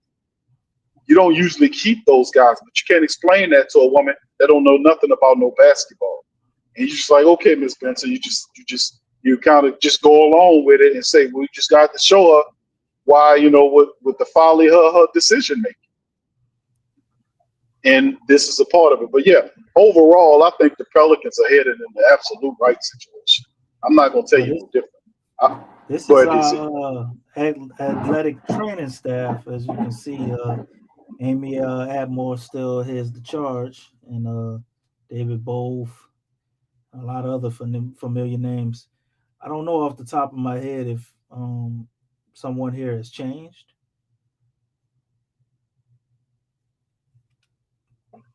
I want to say, and y'all and family, block in the chat, y'all. Block in the chat. Let us know. We lost somebody, but we didn't. You lost your boy. Your boy ain't here no more. Who was the trainer? They had him in an advisory role. He's no longer here. Aaron, what's his name? DC came from Phoenix. He was Griffin's first hire when he came over. He hired him from Phoenix as the lead trainer. Aaron, Nelson. What's his name? Aaron Nelson. He was. They kept him on as an advisor. He's no longer with the team.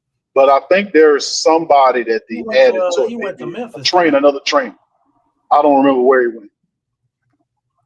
But I don't know if you've seen it. But I want to say that this was maybe a while. Maybe some of the flockers. Yeah, because I think they did add somebody, maybe another trainer or something like that. But that's I remember us losing one. That's all I remember off the top of my head. Y'all know what though? I'm looking at this coaching staff. I do not like it. I mean, are y'all seeing this? Did not tell you that? I just told you that, Lex, a few minutes ago. I said this is mediocrity at best. I told you. Look at that staff. I just told you. I said Darnell Lazard is gone. He's the big man. Nothing. There's nobody who sticks out like this is not good enough. This is not good enough. And I'm listening to Joe Dumars. This staff is not it. This staff does not replicate who he is and what he's trying to build. And that's why I think there's a thin line, you know what I'm saying? On like you look at the team and you're trying to trend upwards as far as your optimism with the team. But then, golly, man. I mean, really, I wasn't thinking about the staff. I mean, we talked about it. We were just looking at Willie Green. It's like it kind of like brought you back down to, like to reality. But I'm looking at this. This is not it. I'm not pleased with this. I'm not pleased with this staff. And then I think from watching Corey Brewer in the Summer League, I feel different about him. I don't know about anybody else, but I'm sorry. There needs to be a change. This is not it. I don't feel confident. I don't feel confident with this. That's what I was talking about earlier in the broadcast when we was talking Yeah, about the I know. coaching staff. I know. I'm just That's why I was confirming. hitting at it, because I looked at that list. I showed that list on a previous stream, and I was telling people the same thing you doing, Lex, when you made mention of, man, look at this here. You know, who you got on there that's respectable? I mean, you got literally, seriously, who you got on there respectable? I mean, seriously, let me ask the flockers this, bro. Lex, let me ask them this. What would have things been differently if they put Collins as the summer league coach? Would the Pelicans have won any games? If you to take any of these other coaches outside of Borrego? I don't feel like they would have. I think they would have won a game with Collins. For the One game, fact, DC said? at least for the simple fact, I think they would have been more disciplined under Collins because of his position and his experience of actually being, I guess, a higher level coordinator than Corey Brewer. But I mean, he is a defensive minded coach, so I don't know how that would have fared well for the turnovers still. I think we could have got it. We could have squeezed out a game with somebody who's actually stepped in and had head coaching duties before. Corey Brewer never did that. Who was the summer league coach last year? Because remember, they lost all the games last year too. Because they didn't win no games last year, right? Let's look. That's right. Who was that? Wasn't that your boy Collins? No, it was Casey. Was it Casey? Was it Casey or Collins? It had to be one of the two. It was either Casey or Collins. It was either one of them two dudes. Let's see. But I agree, Lex. I agree with you about that coaching staff. This is not a winning coaching staff. This isn't real winning. I don't care what nobody says. It's not real winning, man. This is not a playoff coaching staff, and I can tell you that right now. I've seen enough of what this coaching staff can do. Aaron Miles was a summer league coach. Another guy who I don't think had any type of stand-in head coaching experience. Collins, at least, he's coached. I think the Warriors, and if I'm not mistaken, I think he's been head coach of the Pelicans for a game or so when Willie couldn't make it before Borrego was here. I don't know. I don't remember none of that. I remember him talking at halftime. I remember him talking at halftime. Maybe I just trust him talking at halftime. I think he was a halftime talker, coach. I think he stepped in for a game. Willie got ejected or something, man. It wasn't no major experience. I'm just saying he's actually done it before. Golly, he was like our second. He's saying nobody beating no door down for no Collins, brother. I'm not saying nobody is, but think about this. Think about this. The only person he's the halftime talker to reach. The only person who has gone out to try to get a head coaching job is Borrego. And like Collins, and I think Lex Collins actually did get an interview for a coaching job, didn't he, DC? With Detroit. For Detroit. I think Detroit. No, he did. No, just Detroit. Yeah, Detroit. Just Detroit, and that was Trajan Langdon, his former comrade, was nice enough to ask him again. Anybody else? He did that on the strength, probably just to be like, well, he was interviewed. Hey, well, let's check out. He probably was just trying to help other teams to look at him. You know what I'm saying? Yeah, politicking. But on the real though, the only person who's going out trying out for other job interviews is James. And like I said, like it raises the question, why is James Borrego only good enough to be a lead assistant? That really is something, because I know we've talked about him being, taking over as far as coaching from Willie once Willie leaves. But I just think that's really something, because you talk about the Lakers, right? He went to Detroit. He went to the Knicks of recent. Who else did he go to? Who else? Are those the only three teams? I know the Lakers Cleveland. and the Knicks Cleveland. or Knicks Yeah, and the Lakers. Cleveland too. That's right, And DC. Cleveland. and Okay, the that's Lakers. 4. The Lakers too. Yeah, okay. So is that 4 teams? The total 4 Yeah. teams that he's interviewed for? Yeah. You know, That I was just previous year too, I wasn't don't think I'm missing yeah. nobody. I think that's it, huh? Okay, so Was it that's another 4 team? teams, and the most recent was the He Knicks probably would have job. got the Sacramento job if he interviewed for that. I just think that's kind of it? That was something, last year. it just poses the question, why did he not get any of those jobs? And that's a total of 4. You There know what could I'm be a saying? number of factors though, Lex, because a lot of Hold on, you teams are doing breaking now, up. they're not going after the big. Can y'all hear me now? Yeah. Appreciate you. The latest trend. There could be a number of things though, if you think about it, because the trend that I'm seeing, like a lot of these teams doing is they're not going after like big name coaches or nothing like that. And it seems like they're going after like younger coaches, stuff like that. And Borrego, kind of his window's passing when you see that. And that's a good and bad thing, because if he catches on as a lead assistant as an insurance policy, in case the guy doesn't work out, because I know Mike Brown wanted him in New York because he was as small lead with his assistant. offense, right, for a lead assistant. But that still can back you into a head coaching job. And it's going back. He don't have to go anywhere. He could just stay right where he is, and he'll get a coaching job, and very soon with the Pelicans, because he's the most qualified candidate on the Pelican staff. And there is no other coach that's ready to be a head coach that's on the Pelican staff, whether it's Collins or any of these other guys. The most they gutter for coach real. right, the most coach ready candidate you have is James Borrego, like it alum. And Willie Green have all this time. He hadn't brought in anybody else to add to the staff. That's what I was saying. Like you had even what's his name, Mike D'Antoni, as an advisor. He was doing it in a limited capacity, but still in all, if he needed to pick his brain, he had the ability. Right, he had the ability to do it. But who's your advisor going to be? You facing what could be your last year as an NBA head coach. Where is your hires? You lost the coach, like I said earlier. Darnell Lazard is gone. He went to Memphis. Let me ask you a question. Is my memory might be not serving me so well, but Greg Monroe, right?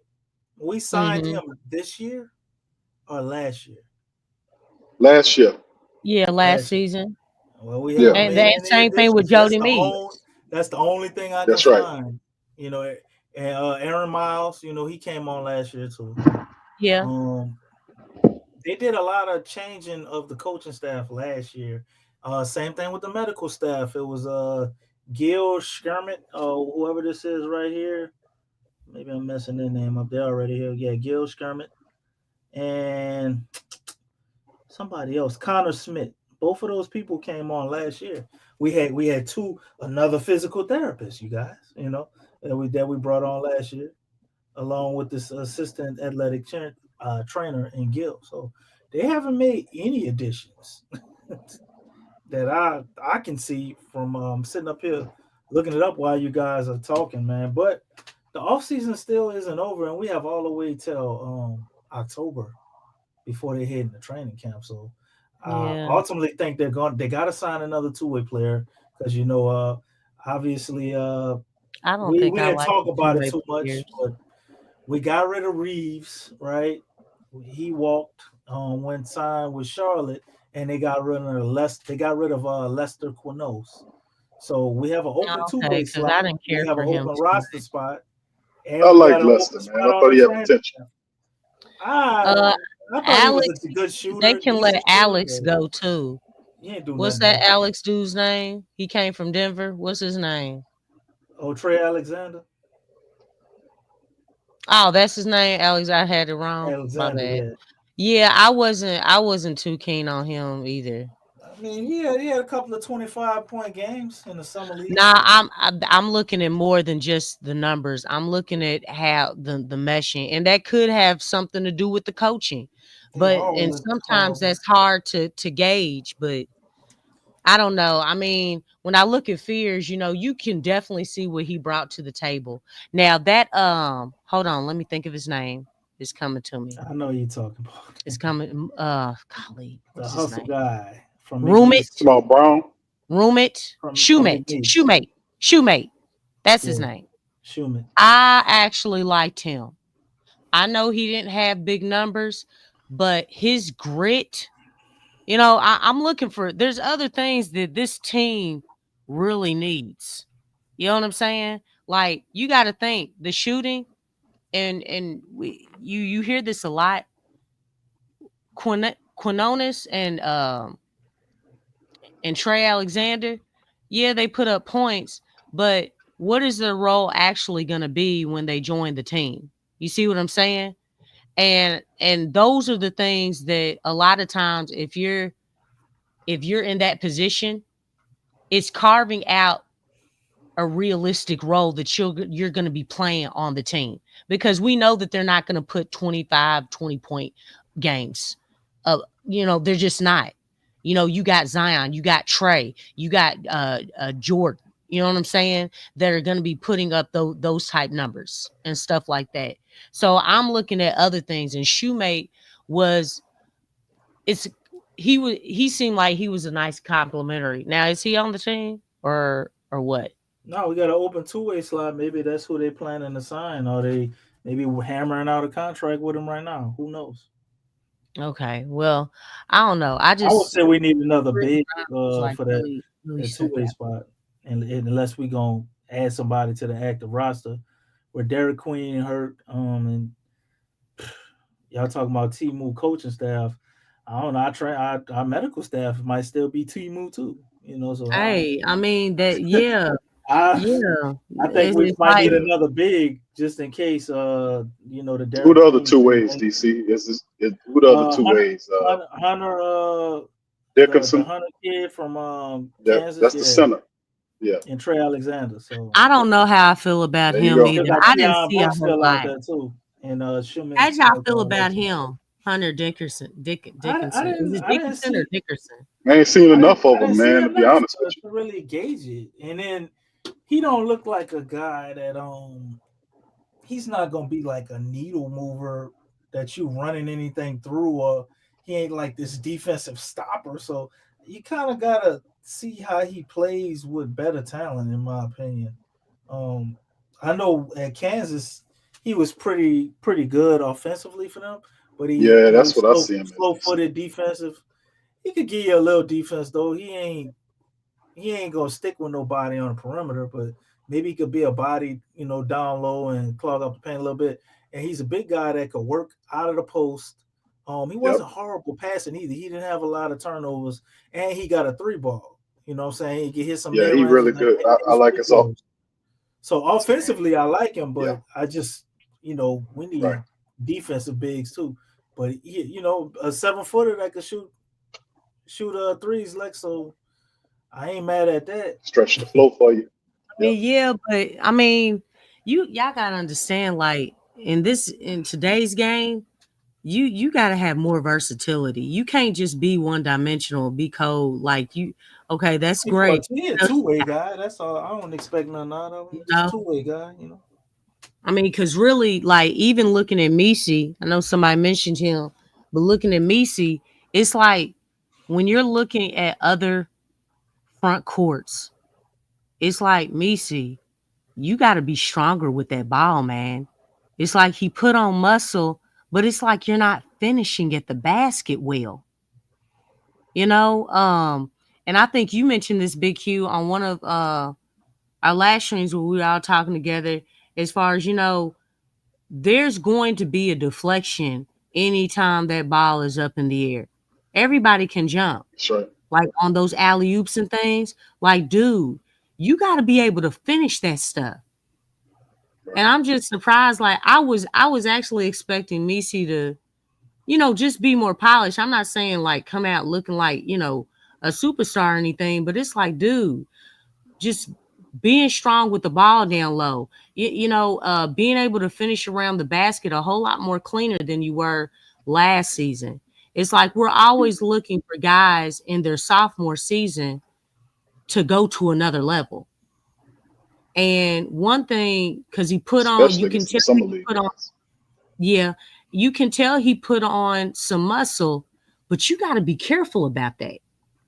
Because if you're putting on muscle and you're not your skills are not growing with the muscle that you're putting on, that can actually throw a wrench in what you're doing.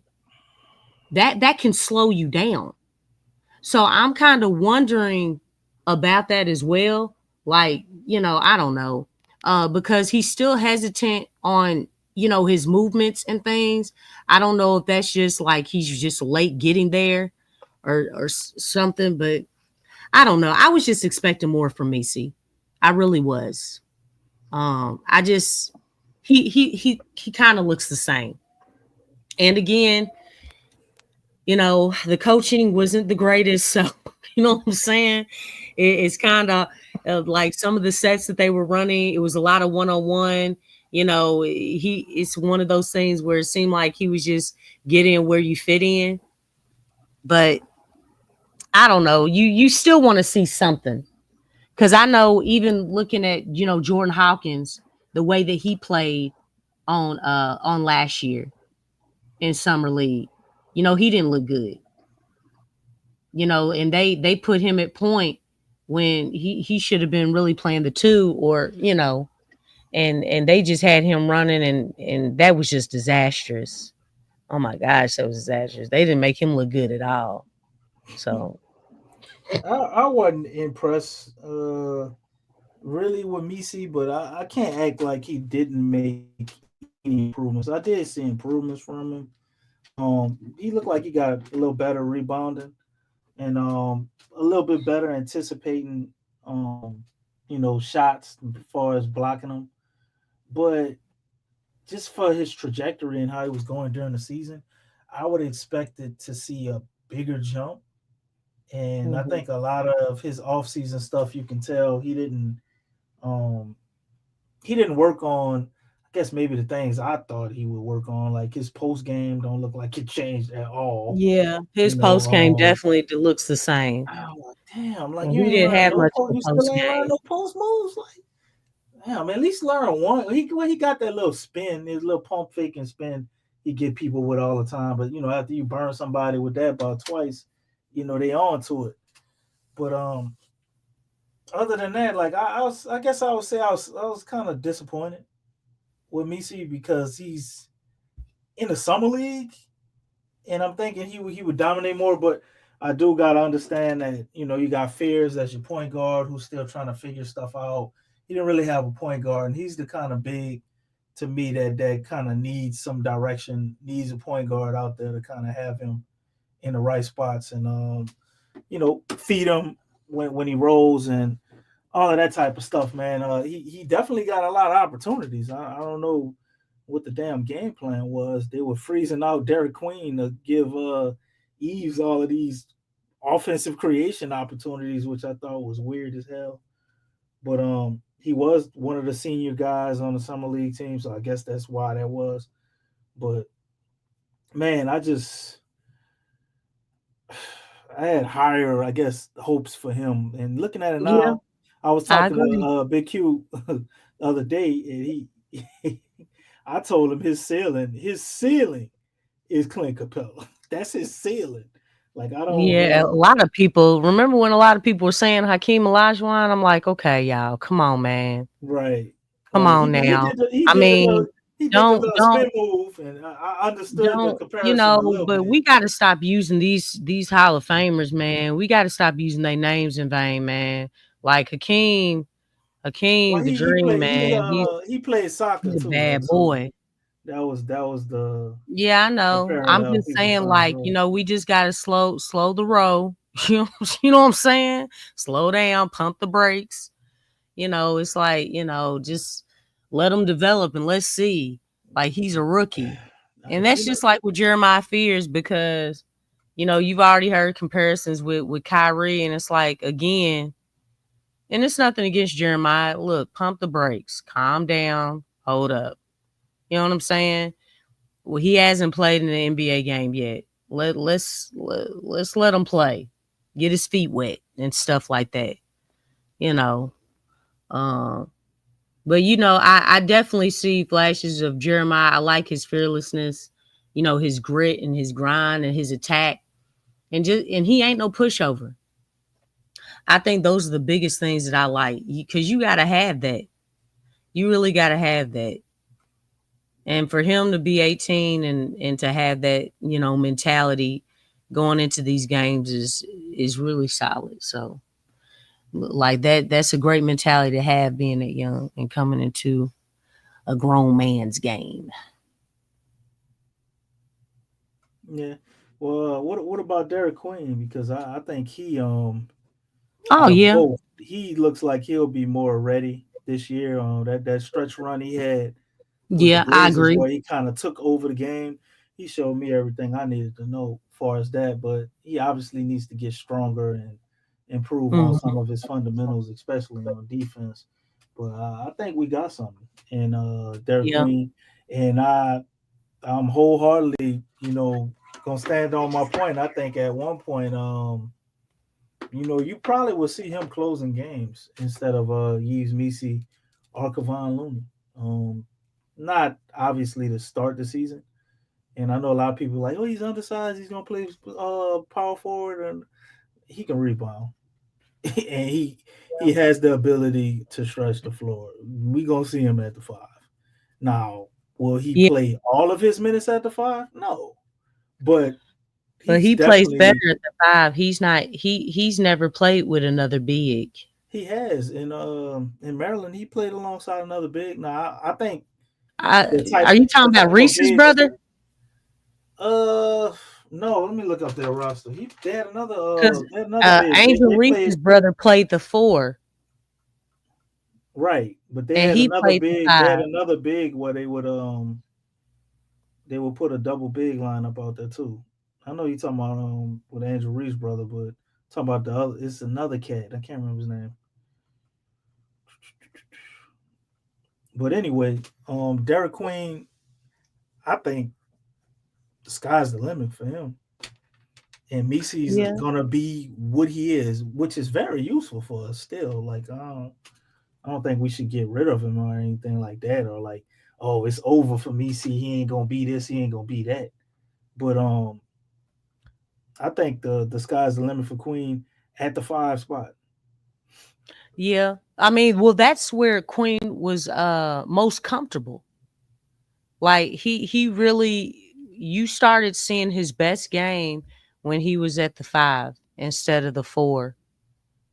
So, that may be something. Well, I he's mean, played. I think he's played five pretty much most of the time his whole life. But he's yeah, got some yeah, experience he's at the played four the too, from what five. I read. He played a lot of different positions when he was younger. But I think he's a mismatch in that five spot, though. I really do think he's a mismatch. I think he a mismatch at the full, the whatever. He just ain't Well, no he ain't no shooting guard. He ain't a point guard. You probably could put him at the down small forward the way his game is. He's a weird mix of his size and his ability to actually just know how to maneuver around guys. He has amazing footwork. It's very crafty for somebody that big. It's kind of yeah. like unique. The way he was doing that whole little slow Euro step is really kind of you. I think got other people that do, but the way he does it is just kind of unique to him. When I was watching him, man, I can't I don't act know like that. I seen somebody else look like that at 7 foot tall. Like I see the comparisons of Jokic, but like he's really not Jokic. Yeah, Derek Coleman, the man, Stacy be on it. A lot of people have forgot about Derek Coleman, man. Derek Coleman was cold, Yeah. man. We wouldn't have none of them stretch fours without Derek Coleman. for sure. But let me see. I'm looking up this roster. Yeah, well, A Hoffa, if Willie puts them all out there, only if he puts them all out there. Well, he got to But play Derek you Queen. right, Joe Dumars ain't having that it ain't gonna be a sight to see if they ain't out there together.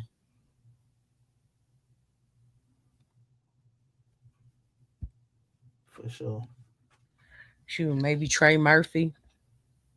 That would be like what an athletic lineup or something. Say Trey Murphy.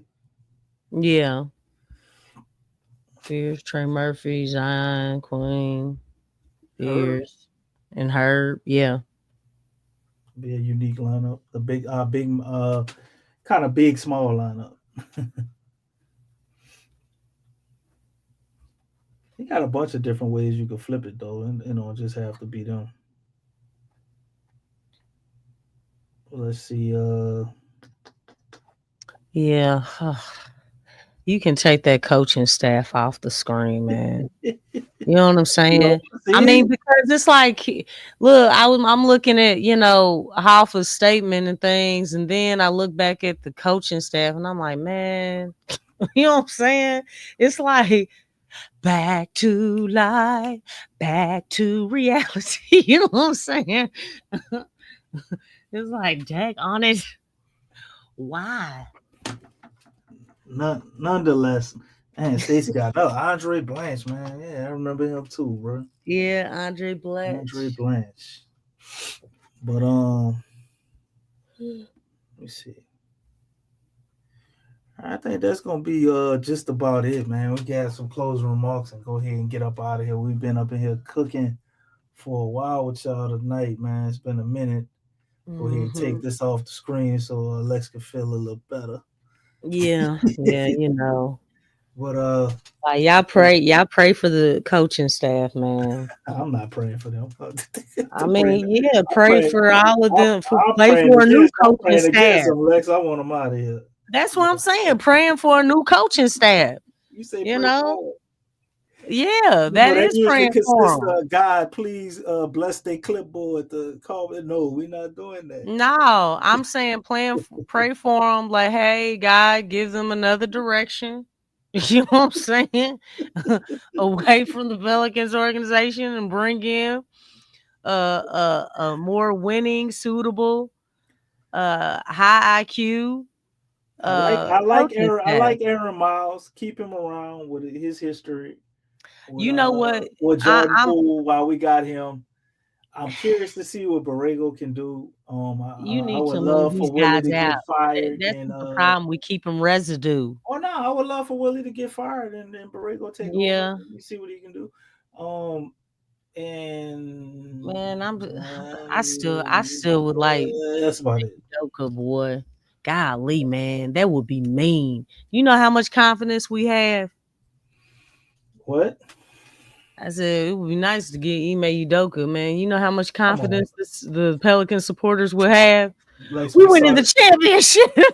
we saw that as him taking off and when he got let go from Boston, man, I was like, man, nobody ain't trying to get this dude. I hope the Pels go after him, but we decided on Willie Green. You can't have anybody with any type of issues off the court, I guess. So, I Jason mean, Kidd you know was right what? there for us too. Houston didn't even care, man. We could have It's got like Jason Kidd Donald, too, Lex. huh? Don't. I said we could have got Jason Kidd too. We passed up a lot. We could have got Yeah, Kenny Atkinson. We could yeah. have got what's our man Dude over at there in Orlando Orlando. who wanted them to open their pocketbook a little longer. Man, we had so many good coaches that we passed up to give Willie Shoot, credit. and Mike Malone and Taylor Jenkins is still out there. And you know what? Sam Cassell. Golly, man. Does Sam Cassell even get interviewed for coaching job? I don't even think so, What you which were is saying weird. about Borrego, it kind of makes me. That's what Yeah, when I started it thinking about. I was like, does. damn, that kind of fits Sam Cassell too.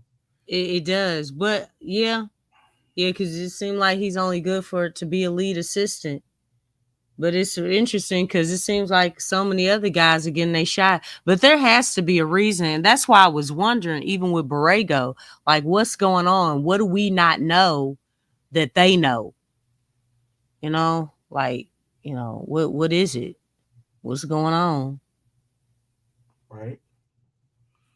Well, nonetheless, with that, go ahead and leave y'all, family. We'll be back next weekend to update y'all on all things Pelicans. Maybe it'll be a better week than it was this week. It was all negative news for no apparent reason. But you know what? Ain't it like that often? You know what? I can't be mad because when I looked at teams and, you know, coming up, if I knew a team won 21 games, I'm not watching them. I don't take them serious. You know, when you get you a kid and you get the NBA game or whatever it is, live Madden, you know, my era, I'm a little older, live was popping. You're going to put it all the way up on the highest setting and you're going to go to the most garbage team to try to figure out how to play. You know, the Pels would have been that team, you know, this year for a lot of kids. So I get the perception, but for people who do this for a living, that get paid big bucks to do it, man, it's just so head scratching that they don't know anything about the team that they bashing. It's like, yeah, the Pels were bad, but looking at the additions they made and then understanding that, you know, we're starting off with a healthy team, it's just mind-boggling to me that you would have them a F in the offseason or 30th in well, shit, I guess I can't be mad at the front office because they're gauging it on David Griffin. Or no, well, really, the article we read, they're gauging it on Joe Dumars, which is crazy. Like a 30? Man, I don't know. So, you know, we got to earn everything. You know, that's Willie's mantra. I hope he don't talk Joe to putting that goddamn banner up. You got to earn it. If I hear Willie Green say that shit one more time. But nonetheless, we'll be back here next weekend, man. Let me stop rambling and get up out of here because I know y'all ready to go to sleep because I know I am. Been a long day. But for all things Pelicans, me, Big Q, Lex in the building tonight. Had an awesome show, man. Y'all please like, subscribe, and share the show because sharing is caring. God damn it. You know, if y'all care about us, y'all gonna like the goddamn show. Man, just share. Look, go ahead, Lex. say it in your Ice Cube voice. You know what I'm talking about. I don't remember. I gotta draw it up. Lex, I'm sleepy as hell right now. Is your Ice Cube? Come on, man. Go ahead, remind me. Let me hear you. No, you got it. Sharing is curing. No. What? No. Yeah. Oh my God. What the world? The world is mine. Do you know how Ice Cube sounds? Nope. You don't. Nope. Apparently like, not. Big Q could come in. Big Q could come in here and enlighten us, but he not. Shout out to everybody in the chat, man. I appreciate y'all for staying here and interacting with us tonight, man. Really enjoyed the show tonight. Talking Pels, talk with you guys. And until next time, go Pels and peace. You're listening to the Pelicans Postgame Report on the PRO Media Network for all things Pelicans. Perfect. Fly Pelican, fly Pelican, fly Pelican. And I tell them that. Fly down, I'm a Pelican forever. Yeah, ain't gon' lie, I feel flyer than I ever been. We stay ballin', this New Orleans, I'm a Pelican. It's going down in the nest, wild, wild west. Come in town and do best, show us some respect. 3-point threat. I better make it rain. If it's something, don't jump stupid like your ankle sprain. Always said, never hate the player, hate the game. Jumper where the dame late, punch a train. Post game, big Q, talking about business. Bird gang, YouTube, they ain't flocking with us. Lock up the division mission, get into the finals. Finish competition, then it's going win the title. I know this flyer than you can get. Such a threat that the refs just might call a tag. You could double, you could press, but you can't check. Right, left, slide by you like a Eurostep. Fly Pelican, fly Pelican, fly Pelican. And I tell them that birds of a feather flock together. Fly down, I'm a Pelican forever. Pelican forever. And never, and never, and never, and never, and never, and never say birds of a feather flock together. Yeah, fly down, I'm a Pelican forever.